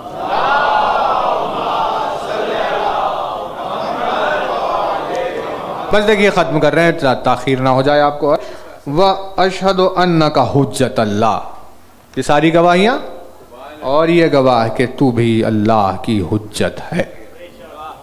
توجہ، حجت، تیرے حجت ہونے کی گواہی دے رہا ہوں. حجت ہونے سب کی گواہی دینے کے بعد یہ زیارت ہے. یہ آگے انتم پلورل ہے، انتم پلورل. انتا یعنی تو، انتما یعنی تم دونوں، انتم یعنی تم سب. تو انتم ہے پلورل. کیا کہا جائے؟ پلورل سے شروع ہوا جملہ. انتم الاول والآخر.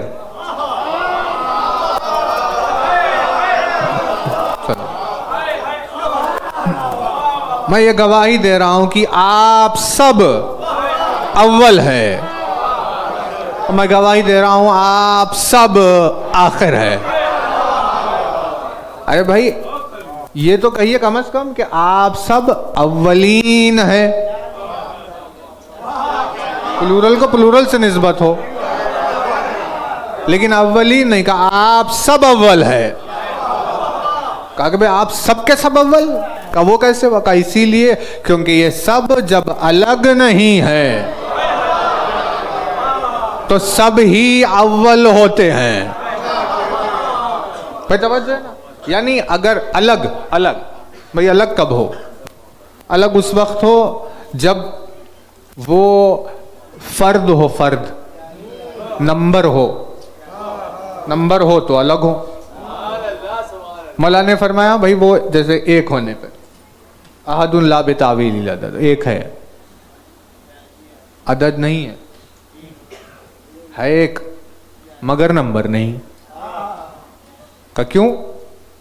کہ بھائی نمبر تو نمبر سسٹم میں آتا ہے، اور نمبر سسٹم تو تمہارا بنایا ہوا نظام ہے جس سے تم گنو. تو جو تم نے بنایا ہے اس بنائے ہوئے 1 میں وہ آ جائے. بھائی وہ تو وہ ایک ہے جو تمہارا بنایا ہوا نہیں ہے. یہ ایک تو تم نے بنا لیا ہے جس کے بعد 2 آتا ہے، لیکن وہ جو ایک ہے اس کے بعد 2 آتا ہی نہیں، چونکہ وہ نمبر نہیں ہے. بھائی بات واضح ہو رہی نا. اسی لیے تو کہا کہ بھائی تم چاہے 1 کہو یا تم 14 کہو، 14 اور 1 برابر ہے. 14 بھی اتنے ہی، 1 بھی اتنے ہی، 5 بھی اتنے ہی. ارے بھائی یہ سب ایک کیسے ہوں گے؟ 14 تو زیادہ ہو، 1 کم ہو، 5 بیچ میں ہو، ایسے ہونا چاہیے. کہا نہیں، وہ تو نمبرز ہوتے ہیں. جو نمبر ہے ہی نہیں وہ نہ 1 ہے، نہ 14 ہے، نہ 5 ہے. وہ سمٹ جائیں، 1 ہے، پھیل جائے 14 ہے. تم اب حساب لگاتے رہو. جبریل کے لیے تم تو بشر ہو، لیکن جب جبریل بھی اگر سوال اٹھائے بھائی کون ہے پروردگار، کا وہ سب فاطمہ ہے.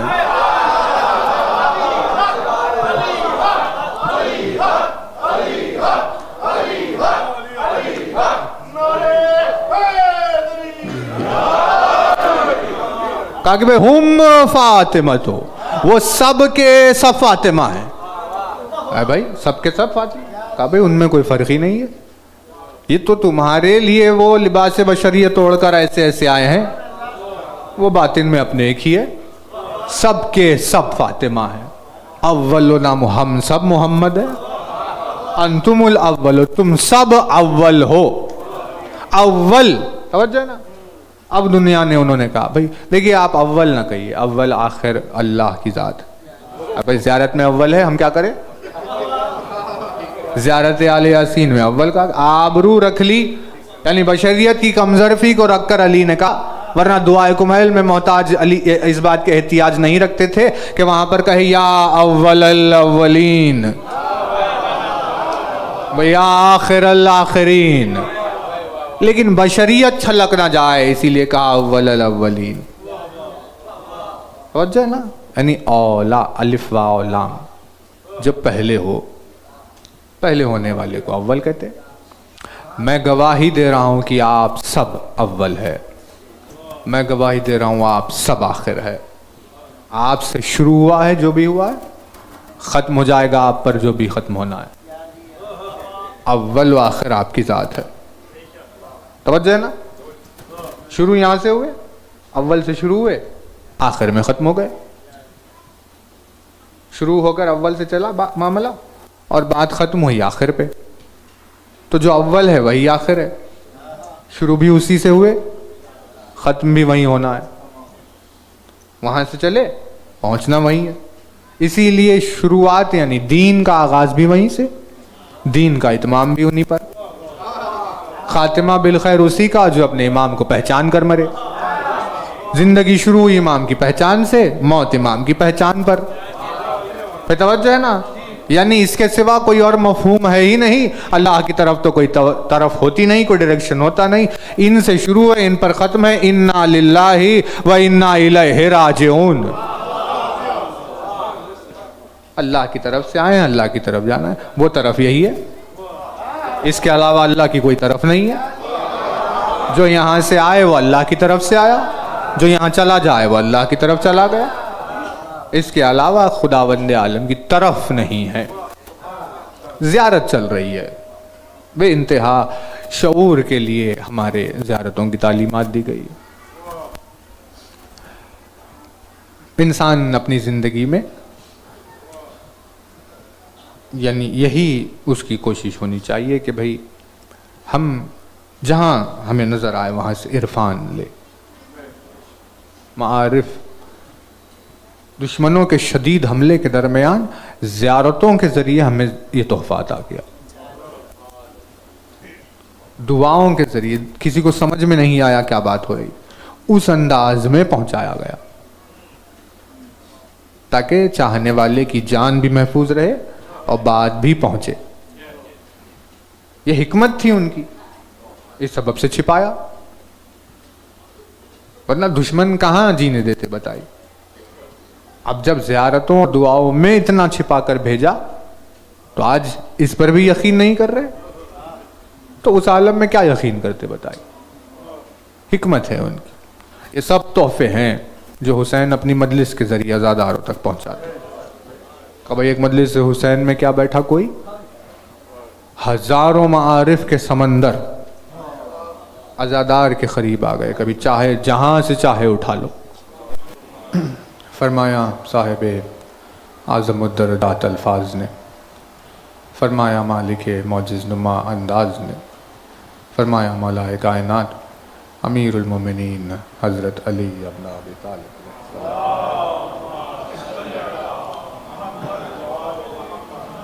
مولا کائنات کے جس مبارک و مقدس فرمان سے آپ کی خدمت میں اس سلسلے کی آخری اس مجلس کا آغاز جو کر رہے ہیں، یہ وہی فرمان ہے جس سے یہ مجالس کا سلسلہ شروع ہوا تھا.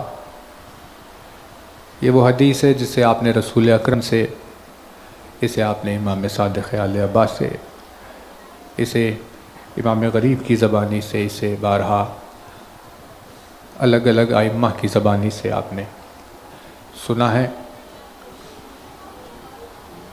جہاں امام نے یہ فرمایا کہ من ماتا ولم یعرف امام زمانہ فقد ماتا میتۃ جاہلیہ. جس شخص کو اس حالت میں موت آئے کہ وہ اپنے زمانے کے امام کو پہچانتا نہ ہو، تو اس شخص کی موت دور جاہلیت کی موت ہے.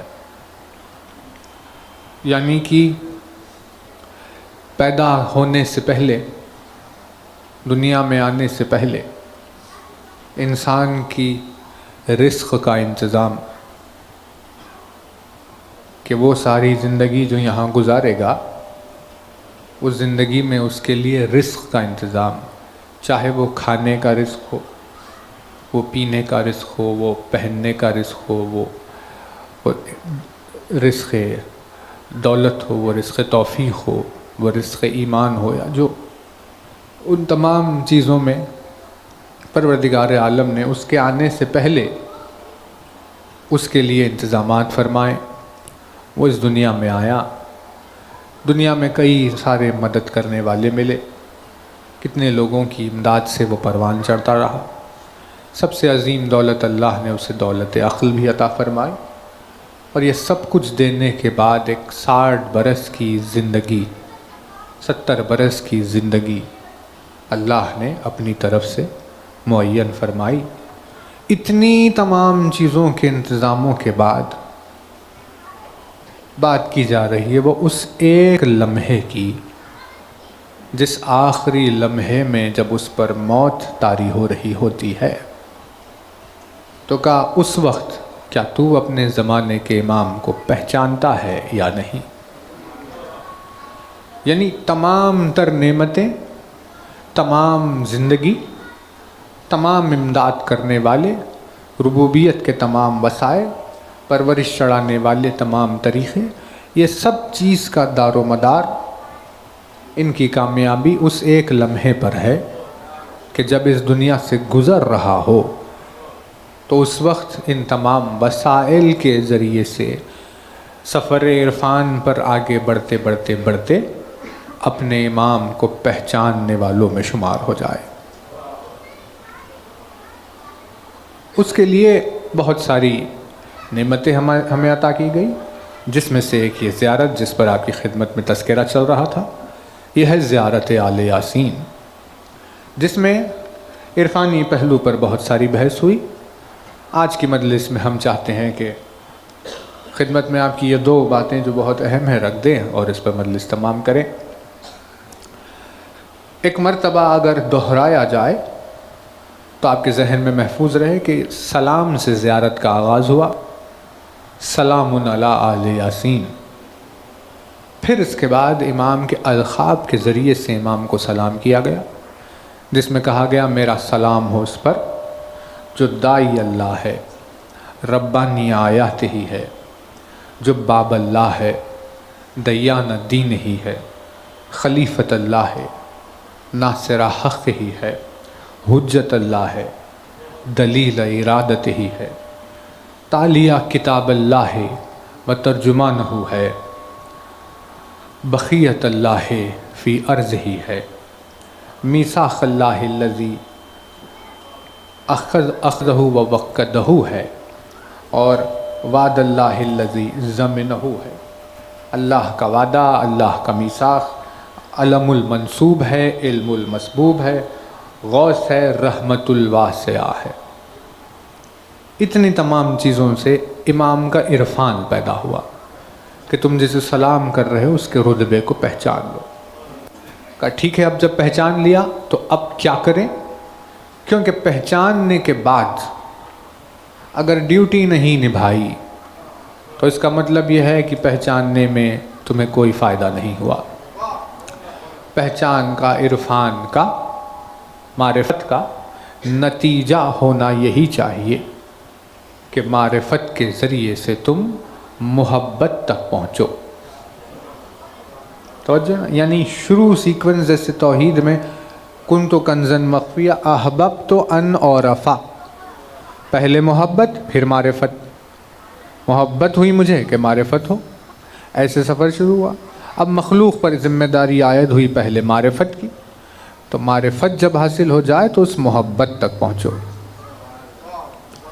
ورنہ بغیر محبت کے وہ عرفان فائدہ نہیں پہنچائے گا۔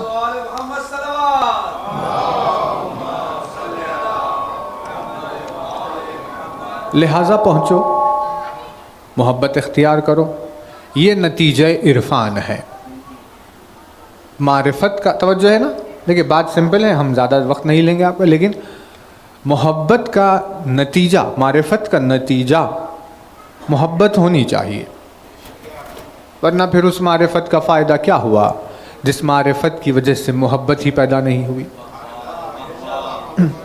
خداوند عالم نے جب یہ تمام چیزوں کو دلائل بنا کر اپنے عرفان کے راستے کھولے تو اس کا مقصد یہی ہے کہ ان تمام عرفان کے سفر سے گزرتے گزرتے تمہارے دل میں الفت توحید پیدا ہو، ورنہ تمہارا شمار بھی انہی لوگوں میں ہو جائے گا کہ جو جانتے تو تھے کہ سامنے ہے کون، لیکن وہ اپنی طرف سے ان کی الفت میں گرفتار نہیں تھے۔ توجہ، اسی لیے مقصد معرفت کا یہ ہے کہ معرفت رکھنے والے محبت تک پہنچ جائے۔ عجیب نظام ہے، اول الدین معرفتہ، اول العلم معرفت جبار، من عرف نفسہ فقد عرف ربہ۔ ایسی عرفانیات کی احادیث کہ بھئی معرفت، معارف، اتنا زیادہ زور معرفت پر دیا گیا کہ تمہاری زندگی بیکار ہے اگر تم نے معرفت حاصل نہیں۔ لیکن جب امت پہنچی، یہ بتائیے یا رسول اللہ کہ ہم آپ کی رسالت کا اگر اجر دینا چاہیں تو کیا کریں؟ تو اس وقت یہ نہیں کہا کہ اجر رسالت معرفت ہوگی، بلکہ فرمایا اب اجر رسالت میں تمہیں مودت لے کر آنا ہے، کیونکہ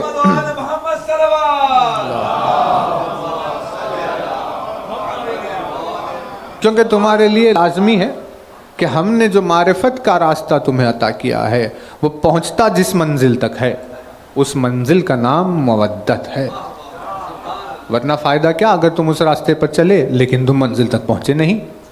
لہذا عرفانیات سے ہوتے ہوئے نتیجہ یہ ہے کہ محبت ہو۔ بھئی ظاہر سی بات ہے، اب آپ کو پتہ چلے اچھا اتنا کریم میرے گناہوں کے بعد بھی کھانا کھلا رہا ہے، اچھا اتنا رحیم میرے گناہوں کے بعد بھی مجھے پانی پلا رہا ہے، بھئی کیا کہنے اس کے، اتنے میری نافرمانیوں کے باوجود بھی اس کے رویے میں کوئی تبدیلی نہیں آئی۔ جب یہ چیز معلوم ہو جائے تو اب ہونا کیا چاہیے؟ ظاہر سی بات ہے اب تمہارے دل میں اس کے لیے محبت پیدا ہونی چاہیے کہ بھئی جب وہ ایسا ہے تم نے پہچان لیا تو لازم ہے تم پر کہ تم اس سے مودت اختیار کرو. توجہ ہے نا؟ اب یہ بات ہو گئی، اب مودت اختیار کرنا کا ٹھیک ہے بھائی کریں، لیکن کیسے پتہ چلے کہ مودت اختیار کی یا نہیں کی، محبت اختیار کی یا نہیں کی؟ آخر یہ پتہ چلے کیسے کہ معرفت کے سفر سے ہوتے ہوئے محبت تک پہنچے یا نہیں پہنچے؟ تو اس کا کیا جواب ہے؟ اس کا جواب یہ ہے کہ بھائی تمہاری محبت کا پتہ چلے گا اس بات سے کہ تم ان کے دوستوں کو دوست رکھتے ہو اور ان کے دشمنوں کو دشمن رکھتے ہو. یعنی ان کے دوست سے دوستی اور ان کے دشمن سے دشمنی تمہارے ان کے محب ہونے کی دلیل ہے.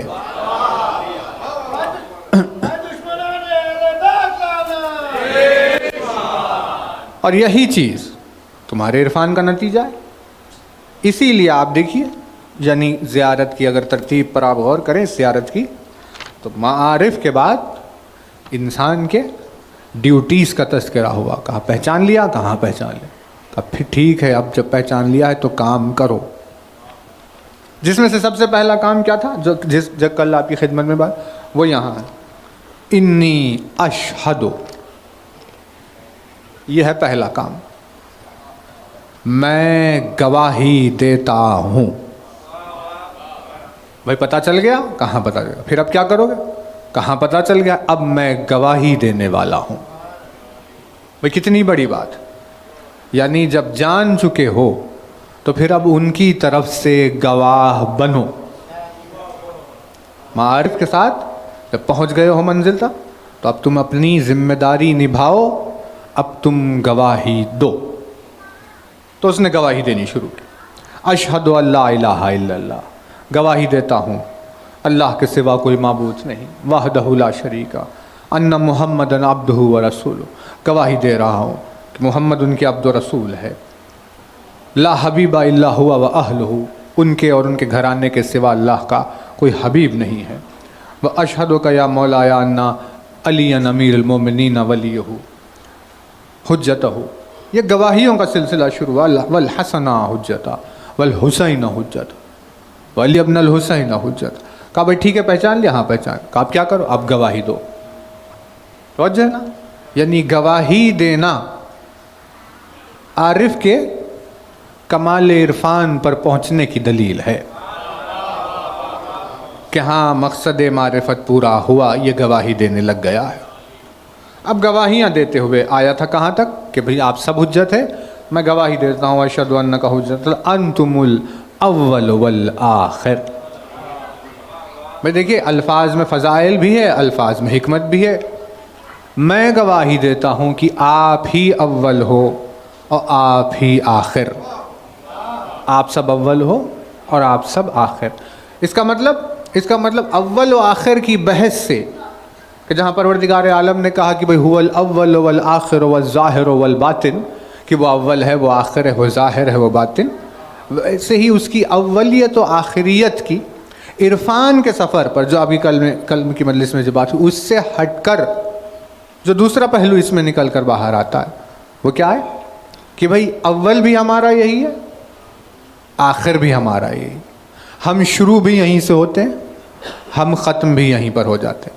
یعنی یہ ایک کلمہ ہے، وفا کا کلمہ، جس میں وہ کہہ رہا ہے یا ہمارا آغاز ہے تو آپ سے ہے، اگر ہمارا انجام ہے تو آپ سے. آپ کی محبت سے جیتے ہیں، آپ ہی کی محبت پر مرنے والے. یہ ہمارا آغاز، آپ ہی ہمارا پہلا ہے، آپ ہی ہمارا آخر ہے، آپ ہی اول ہے، آپ ہی آخر ہے. نہیں توجہ نہیں کر رہے. دیکھیے تھوڑی وضاحت آگے ہوئی ہے، لیکن بات عنوان مفہوم شروع ہو گیا کہ خداوند عالم چاہ کیا رہا ہے. کہ ٹھیک ہے اب اس نے گواہی دی. اب کیا گواہی دے رہے؟ یہ زیارت ہے. وَأَنَّ رَجَعْتَكُمْ حَقٌّ لَا رَيْبَ فِيهَا، میں گواہی دیتا ہوں کہ آپ لوگوں کا پلٹنا حق ہے جس میں شک کی گنجائش نہیں ہے. یعنی آپ واپس پلٹ کر آئیں گے، جیسے ماحول، جیسے وقت، جیسی جن حالات کے اعتبار سے خدا چاہے گا ویسے پلٹیں گے، اور اس پلٹنے میں کسی قسم کا شک نہیں، آپ سب پلٹ کر آئیں گے۔ کس دن؟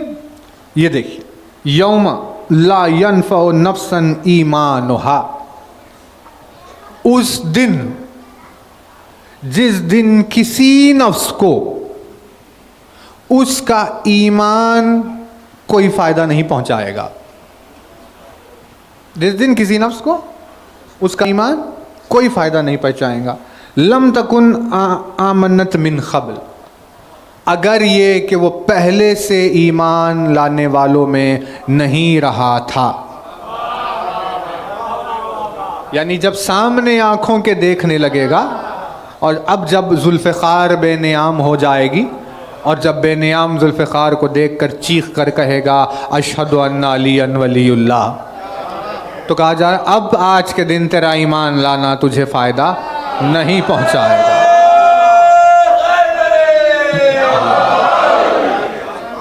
اگر پہلے سے اس بات پر تیرا ایمان نہیں رہا تو پھر آج تیرا ایمان لانا تجھے فائدہ نہیں ایک شرط ہی ہے، توجہ رہے، دیکھیے یہ رسپانسبلٹیز پہ بات چل رہی ہے۔ پہلی شرط کیا ہے کہ آج کے دن اگر تو ایمان لاتا ہے تو تجھے فائدہ نہیں پہنچے گا اگر تو پہلے سے مومنین میں نہیں تھا۔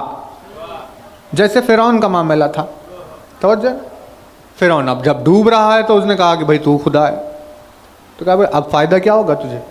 اب کوئی فائدہ نہیں ہوگا، آج کے دن تو میں اس ایمان سے کوئی فائدہ نہیں پہنچے، یعنی لانا تھا تو پہلے لانا تھا، اب ایمان کیوں لے کر آ رہے ہو؟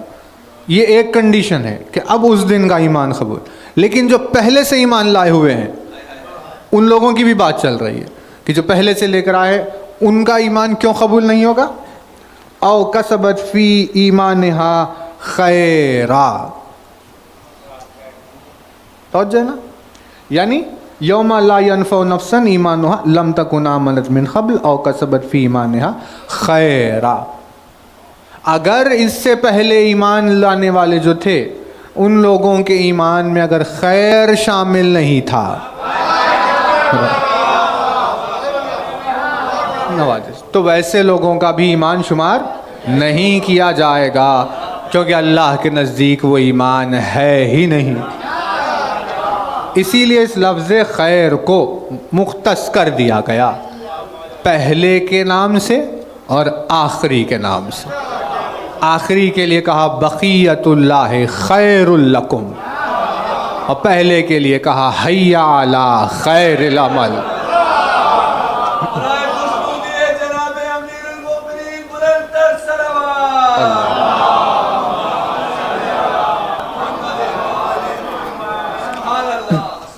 یہ لفظ خیر ہے، خداوند عالم نے کہا بھائی رکھ دو لفظ خیر، اس کے بغیر اگر تم نے ایمان کی بات کی تو اس ایمان کو ہم قبول نہیں کریں گے، نہ اس دن کا ایمان قبول ہوگا، نہ یہ پہلے والا جو بے خیر تھا وہ ایمان، ان سب چیزوں کو قبول نہیں کیا جائے گا۔ گواہی دے رہا ہے کہ یہ ساری باتوں کی گواہی دے رہا ہوں۔ وَأَنَّ الْمَوْتَ حَقٌّ، گواہی دے رہا ہوں موت حق ہے جس سے فرار نہیں۔ ان ناکرم و نکیر حق، ناکر اور نکیر کے حق ہونے کی گواہی دے رہا ہوں۔ اشہد ان النشر حق، یہ گواہی دے رہا ہوں کہ اٹھنا خبروں سے حق ہے۔ والبعث حق، اور پھر اپنے اپنے مقام پر پہنچنا حق ہے۔ ان الصراط حق، صراط اس سے گزرنا حق ہے۔ والمرصاد حق، خداوند عالم کا حساب لینا، بدلہ لینا حق ہے۔ والمیزان حق، اور میزان کے حق ہونے کی۔ والحشر حق، اور پھر جمع ہو جانا حق ہے۔ والحساب حق، اور جمع ہو کر حساب دینا حق ہے۔ والجنت والنار حق، جنت اور نار حق ہے۔ والوعد والوعید بہما حق، جنت کا وعدہ اور جہنم کا خوف جو تو نے دلایا، یہ سب، یہ دونوں بھی حق ہے۔ ان سب چیزوں کی گواہی دے رہا ہوں، توجہ نا، یعنی یہ معرفت سے گزرنے کے بعد میں اس منزل پر پہنچا ہوں کہ ان باتوں کی گواہی دے رہا ہوں، میرا دل تسلیم کر چکا ہے، توجہ نا۔ یہاں سے پوائنٹ وہ شروع ہو رہا ہے جو اس زمانے میں بہت زیادہ امپورٹنٹ ہے، کیونکہ یہاں ہی مار کھا جاتے ہیں لوگ جہاں ان کے ایمان کا فیصلہ بدل جائے۔ یا مولایا، اے میرے مولا، جس کو ابھی سلام کیا ہے، یا مولا، اے میرے مولا، شقی من خالفکم، گواہی دے رہا ہوں میں، شقی ہے وہ شخص جو تیرے خلاف ہے۔ بھائی توجہ، شقی ہے وہ شخص جو تیرے خلاف ہے، تیرے مخالف کے شقی ہونے کی گواہی دے رہا ہوں۔ یہاں پر اس گواہی کے ساتھ ایک ذمہ داری عائد ہو گئی ہر زمانے والے مومن پر کہ امام کے مخالف کو پہچانے۔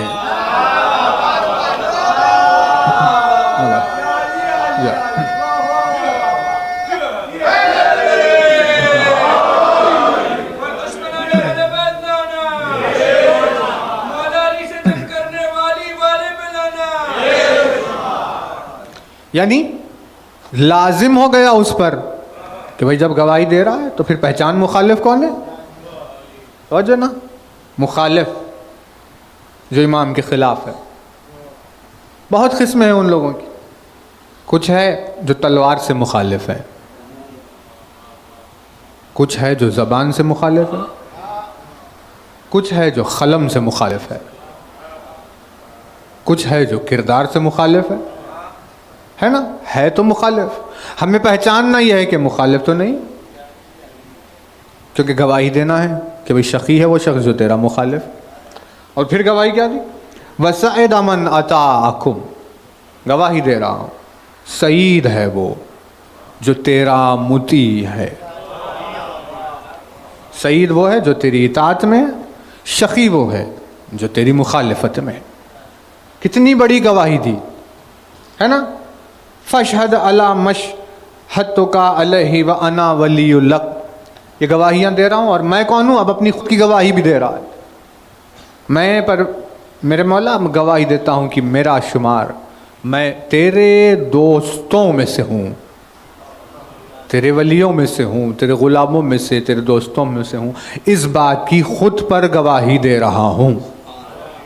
یعنی اپنے کردار کو، اپنے آپ کو سراپا دیکھ کر میں گواہی دے رہا ہوں کہ میں تیرا دوست ہوں۔ دوستی معرفت کا نتیجہ ہوئی، اس معرفت سے ہم نے تمہیں اسی لیے گزارا تاکہ تم یہاں ان کے دوست ہو جاؤ۔ توجہ ہے نا۔ اب دیکھیے یہ ہے سب سے امپورٹنٹ بات، اسی کی خواہش میں ہم نے چاہا تھا کہ پوری زیارت آئے، آ گیا موقع یہاں تک، اس پر انشاءاللہ بات تمام کریں۔ وَأَنَا وَلِيُّ لَكَ، میں تیرا دوست ہوں۔ گواہی دی جا رہی ہے بری من عدوک، اور میں بری ہوں تیرے دشمنوں سے، میری تبرہ کی گواہی دے رہا ہوں تیرے دشمنوں سے۔ یعنی عین ایمان کی شرط ہے کہ وہ ایمان قبول نہیں ہوگا کا کس وقت کا؟ اس وقت قبول جب تم ہمارے بھی دوست ہے اور پھر تم ان کے بھی دوست ہو۔ جس نے ہماری تعریف کی تم نے اس کی طرف بھی دوستی کا ہاتھ بڑھا دیا، جس نے ہماری مخالفت کی تم نے اس کی طرف بھی دوستی کا ہاتھ بڑھا دیا۔ یہ معاملہ آ گیا ایمان کے میزان پر، جس میں یہ ممکن نہیں ہے کہ کوئی ایک شخص دو ایسے گروہوں سے ملے جو آپس میں ایک دوسرے کے خلاف ہو۔ جنرل سینس ہے اور پوری دنیا اس میں نابینا ہو گئی ہے۔ آپ دیکھیں آپ کو ملیں گے لوگ، مل جائیں گے، بھائی تم کس کی طرف ہو؟ کہا آپ کی طرف ہے۔ تم تو وہاں سے آئے ہو ابھی، کہا بھائی ہم ان کی طرف بھی ہے۔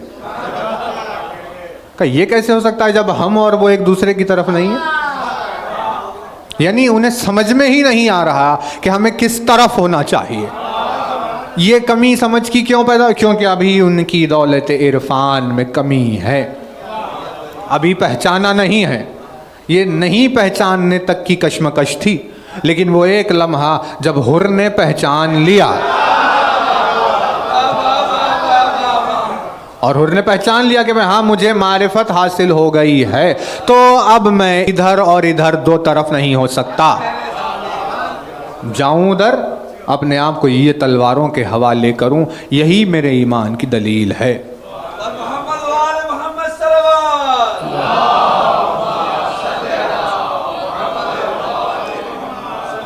زیارتیں نہیں ہیں، یہ طرز زندگی ہے، دعائیں نہیں ہیں، طرز زندگی ہے، آیات نہیں ہیں، انسان کی طرز زندگی کا آئینہ کھینچ دیا گیا ہے کہ بھئی تم دیکھو اپنے آپ کو تم کہاں ہو، ہے نا؟ ایسے نہ بن جاؤ کسی ایسے بھیڑ کی بکری کی طرح کہ جس نے اسے گھاس دی ادھر چلا گیا، کا مالک کو بھی تو پہچانو، ہے نا؟ اب خیر دیکھیے وقت نہیں ہے اور پھر بات بھی نہیں کرنی اتنی طویل۔ امام سے اس نے پوچھا مولا عبادت کا کوئی مفہوم آپ بتا دیجیے، تھا چرواہا،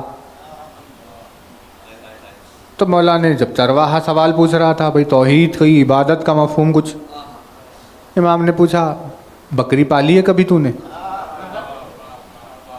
بکریاں تو اس کے گھر میں پڑی ہوئی تھی اتنی سا، مولا پالی ہے بکری میں؟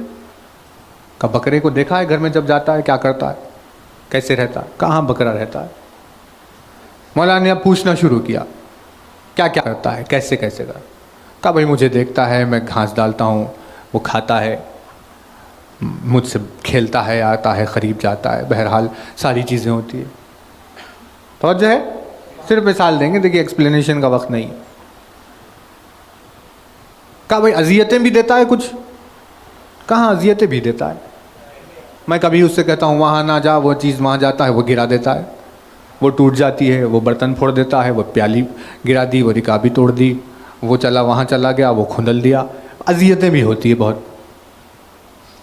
تو مولا پھر تو کیا کرتا ہے؟ انہوں نے کہا کیا کروں مولا، جانور ہے، معاف کر دیتا ہوں۔ بھائی توجہ ہاتھ رہے، ہے تو جانور ہی، اب کیا سمجھائے، کتنا سمجھے گا، ہے جانور، میں نے بھی معاف کر دیا۔ کہا ٹھیک ہے، لیکن کوئی ایسی بات جس کی وجہ سے تجھے یہ پیدا ہو جائے دل میں اب تجھے معاف نہیں کروں گا، کوئی ایسی بات بھی ہوتی ہے؟ کہا گھر میں جب وہ یہ ساری شرارتیں کرتا ہے تب تو یہ خیال پیدا نہیں ہوتا کہ اب تجھے معاف نہیں کروں گا، کتنا ہمیں تنگ کرتا ہے لیکن ہم معاف کر دیتے۔ کہ پھر جب معافی نہیں کرنے کی بات کب آتی ہے؟ تو مولانا نے کہا اس وقت آتی ہے جب گھر کا دروازہ کھلا رہتا ہے اور وہ دروازے کے پاس جا کر کھڑا ہوتا ہے، کوئی غیر آ کر اسے گھاس بتاتا ہے اور وہ اس گھاس کو دیکھ کر مجھے چھوڑ کر میرے غیر کے ساتھ چلا جاتا ہے۔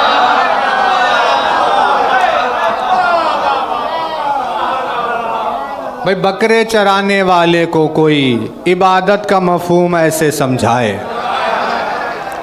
تو اس نے کہا بس پھر ایسا ہی ہے ایک انسان کی زندگی کا سفر کہ جہاں وہ ہزار ایسے کام کرتا ہے جو اللہ نے منع کی، یہ نہ کر، یہ نہ کر، یہ نہ کر، یہ نہ کر، لیکن آخر میں کہتا ہے بھائی ہے تو بشر، چلو چھوڑو اسے معاف کر دیتے ہیں، لیکن برداشت نہیں ہے کہ جب کوئی اس کے غیر کے ساتھ سفر پہ نکل جائے۔ یہاں گواہی دی جا رہی ہے، میرے مولا میں گواہ دیتا ہوں، تیرا دوست ہوں، تیرے دشمنوں سے برات کا اعلان کر رہا ہوں، بھوکا رہوں گا،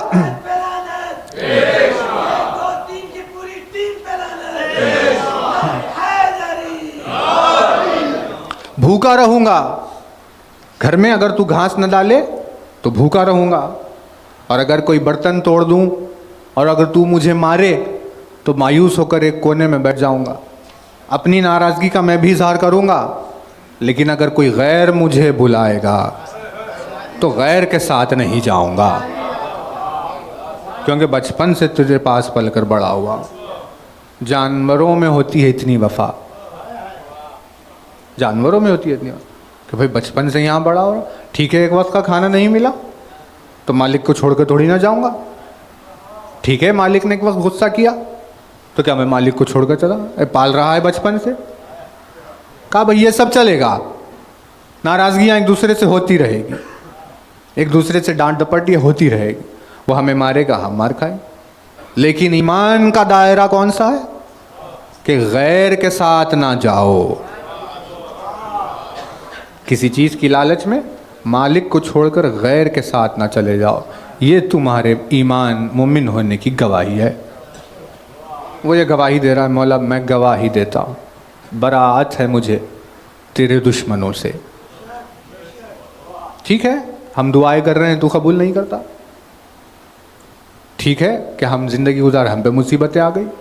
اب ٹھیک ہے جو تیری مرضی ہے, جو تو چاہتا ہے ہمارے ساتھ وہ ہو رہا ہے, ہم خوش ہیں اس میں, لیکن تیرے غیر کے ساتھ نہیں جائیں گے. حساب کیا لگائیں مصیبتوں اور نعمتوں کے درمیان؟ مصیبتیں تو گن لی جاتی ہیں نا. اچھا وہ دن پریشان تھا, اس دن پریشانیاں یوں ہو گئی. نعمتیں گنے کوئی؟ کہا کہ بھائی یہ تو چلے گا, ٹھیک ہے ہمیں حق نہیں ہے, بندے ہیں, بندوں کو ناراض ہونے کا حق نہیں, لیکن بندے ہو جاتے ہیں. جیسے اس نے کہا اب جانور ہیں, اس سے کیا کہے, خداوند عالم کیا کہے گا. اس کے لیے بکری اتنی نادان نہیں ہے اس کے سامنے جتنا توحید کے آگے انسان جاہل ہے. اس ایک جملے کی خاطر ہم آپ کی خدمت میں اس بات کو تمام کرنا چاہ رہے تھے. یہ ایمان کی دلیل ہے ایک طرف ہونا, با وفا ہونا, اپنی منزل کو طے کر لینا. کنفیوژن کے ساتھ اور دو طرف ہوتے ہوئے جھومتے ہوئے چلنے والوں کا کوئی ایمان نہیں ہوتا. لہٰذا لازمی ہے بندوں کے اوپر کہ جیسے جیسے معرفت امام ہو رہی ہے, امام کے مخالف کو پہچان کر اپنی جگہ چنے کہ ہمیں کدھر رہنا ہے. لبیک یا حسین, لبیک یا حسین, لبیک یا حسین, لبیک یا حسین, حسینیت زندہ باد, حسینیت زندہ باد, یزیدیت مردہ باد, یزیدیت مردہ باد, نعرہ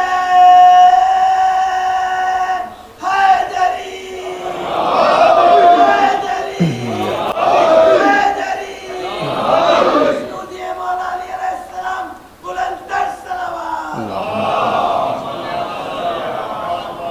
گواہی دے رہا ہوں مولا تیرے ساتھ ہوں, تیرے دشمن سے بری ہونے کا اعلان کرتا ہوں. پھر اس کے بعد کیا فرمایا؟ اس کے بعد کیا؟ فالحق ما رضیتموہ.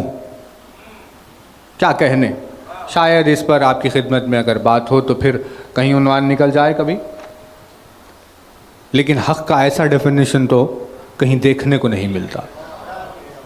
حق حق, میرے مولا گواہی دے رہا ہوں, حق وہ ہے جس سے تو راضی ہو.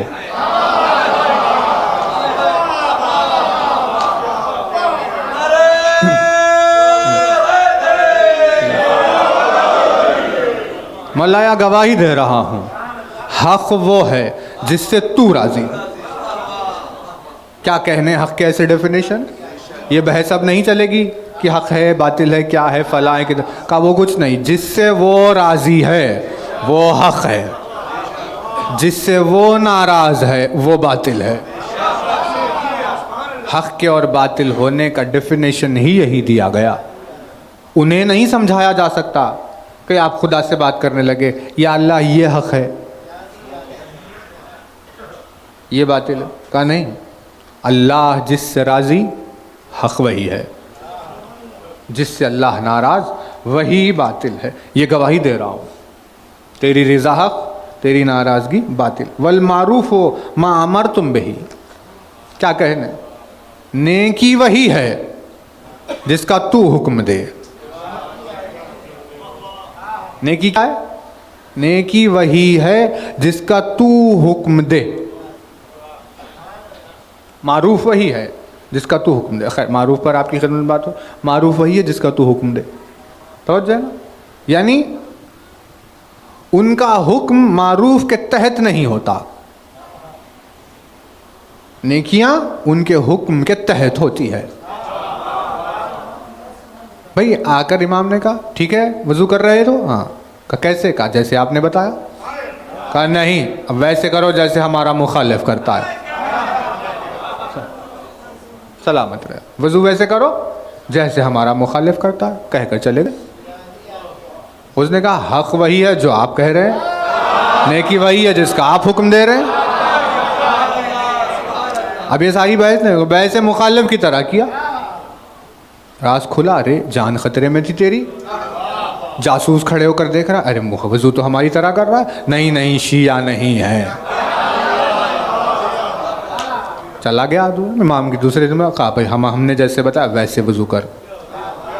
نیکی وہی ہے جس کا تو حکم دے، حق وہی ہے جس سے تو راضی رہے. احکام کے تیرے تحت ہے جو بھی ہے. توجہ. اور والمنکر ما نہیت عنہ، اور برائیاں وہی ہے جن سے تو روکے. گواہیاں دے رہا ہوں ان تمام چیزوں کی کہ میرے نزدیک یہ مقام حق کا، باطل کا، نیکی کا، برائی کا یہ ہے جو تیری ذات سے جڑا ہوا ہے. فنفسی مومنۃ باللہ، میرا نفس، میرے مولا اللہ کی قسم، اللہ کی خاطر میرا نفس تیرے لیے مومن ہے. وحدہ لا شریک لہ، اس اللہ کی نسبت سے. وبرسولہ وبامیر المؤمنین، رسول پر اور امیر المومنین پر ایمان رکھتا ہوں. وبکم یا مولایا اولکم و آخرکم، اور آپ سب کے اوپر ایمان رکھتا ہوں. نصرتی معدۃ لکم. دیکھیے یہ بھی کتنا بڑا آسرا ہے. حالانکہ زیارت ختم ہوئی ہے لیکن اس سے بڑا آسرا شاید کسی چاہنے والے کو کوئی دے. چاہتوں کی داستانوں میں کوئی ایسی چاہت کا ڈیفینیشن آپ کو نہیں ملے گا. میری طرف سے میری مدد تیری طرف، تیرے لیے میری مدد تیری مودت ہے. یعنی کیا کہا کہ مودت اہل بیت ہی ان کی نصرت ہے. اگر کوئی ان کی مدد کرنا چاہتا ہے، ان کی نصرت کرنا چاہتا ہے تو ان سے مودت اختیار کرے. ان کی نصرت ہی اللہ کی نصرت ہے. تو اب تک کم از کم بات واضح ہوگی، جو اللہ کی مدد کرنا چاہتا ہے اسے چاہیے وہ علی سے محبت کرے.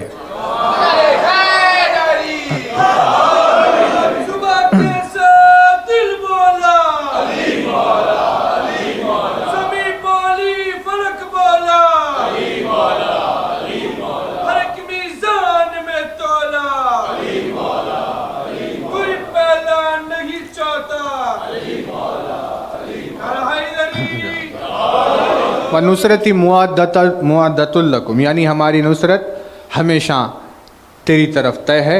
وَمَوَدَّتِي خَالِصَةٌ لَكُمْ، ہماری مودت آپ کے لیے خالص ترین ہے، جس میں کوئی ملاوٹ نہیں.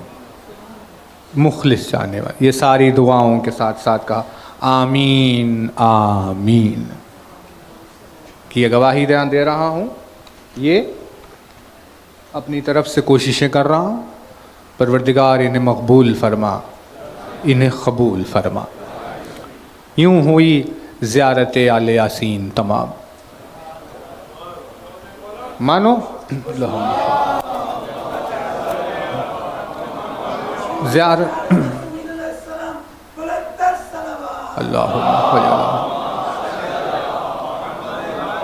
زیارت کی تلاوت نہیں، مانو جیسے بیعت کی تجدید کی جا رہی ہو. جیسے چاہنے والا اپنے امام کو یاد کر کے اپنی بیعت کی تجدید کرے اگر، تو یہ زیارت درمیان میں آ جائے. پروردگار کی بارگاہ میں دعا ہے کہ وہ ہمیں یہ توفیق عنایت فرمائے کہ ہمیں زیارت کے عرفان کو حاصل کرتے ہوئے زیارت میں بتائی ہوئی اپنی ذمہ داریوں کو نبھائے. تمام حاضرین جتنے بھی مجلس میں موجود ہے، پروردگار ان سب کو عرفان زیارات اہل بیت اطہار عطا فرمائے. عاشور کا روز گزر گیا، حسین کا گھرانہ پورا اجڑ گیا. 11ویں محرم کی صبح ہو رہی تھی کربلا کے میدان میں. اللہ جانے کہ زینب و سجاد نے کیسے خود کو سنبھالا. صبح نمودار ہو رہی ہے اور زینب کے سر پر چادر موجود نہیں. صبح نمودار ہو رہی ہے، شب کی تاریکی میں جو ظلم ہوا اس کا چہرہ زینب نے صبح میں دیکھا، یعنی رات کی تاریکی میں ایک رات میں اتنی تبدیلی ہو گئی کہ وہ سکینہ کہ جسے نازوں سے پال پال کر اپنی آغوش میں اور گہواروں کو دے کر حسین نے بڑا کیا ہو، اتنی شفقتوں سے رہنے والی بچی پر ایک رات میں اتنے مصائب ٹوٹے کہ جب 11 کی صبح ہوئی تو زینب نے دیکھا کہ کان زخمی ہو چکے ہیں، رخساروں پر تماچوں کے نشان آ گئے ہیں، ننھا سا کرتے کا دامن جل چکا ہے، ہزاروں مصائب ایک رات میں 3 برس کی بچی پر ٹوٹ گئے ہیں۔ مقتل سے روانگی ہو رہی تھی، روح وہیں رہ گئی تھی، اہل بیت کے اجسام جا رہے تھے۔ بس یہ روایت پر مجلس ختم کر رہے ہیں کہ روایت نے لکھا کہ شہزادی زینب نے دیکھا کہ جب سواری چلی، اونٹوں پر کاروان جو جا رہا تھا تو سجاد کے چہرے پر نظر پڑی تو سید سجاد کو دیکھا، غور سے مقتل کی طرف دیکھ رہے، ایسے محسوس ہو رہا تھا جیسے اب سجاد کی روح پرواز کر جائے گی۔ کہا میرے لال اتنی غور سے مقتل کی جانب کیا دیکھ رہے ہو؟ کہا پھوپھی اماں کائنات میں کہیں ایسا بھی بیٹا ہوگا جس کی آنکھوں کے سامنے باپ کا لاشا بے گور و کفن پڑا ہوا اور اپنے باپ کے لاشے کو جلتی ہوئی زمین پر چھوڑ کر، بے گور و کفن چھوڑ کر، ایک بیٹا طوق و سلاسل و زنجیروں میں گرفتار اپنے باپ کے جنازے سے دور جا رہا ہو۔ کہ ہزاروں سلام حسین کی اس لاشے پر، بے غسل و کفن، گھوڑوں کی ٹاپوں کی زد میں آنے کے بعد جلتی ہوئی زمین کربلا پر بے وارث پڑا رہا، کوئی یار و مددگار نہیں تھا جو حسین کی تجسیس تکفیر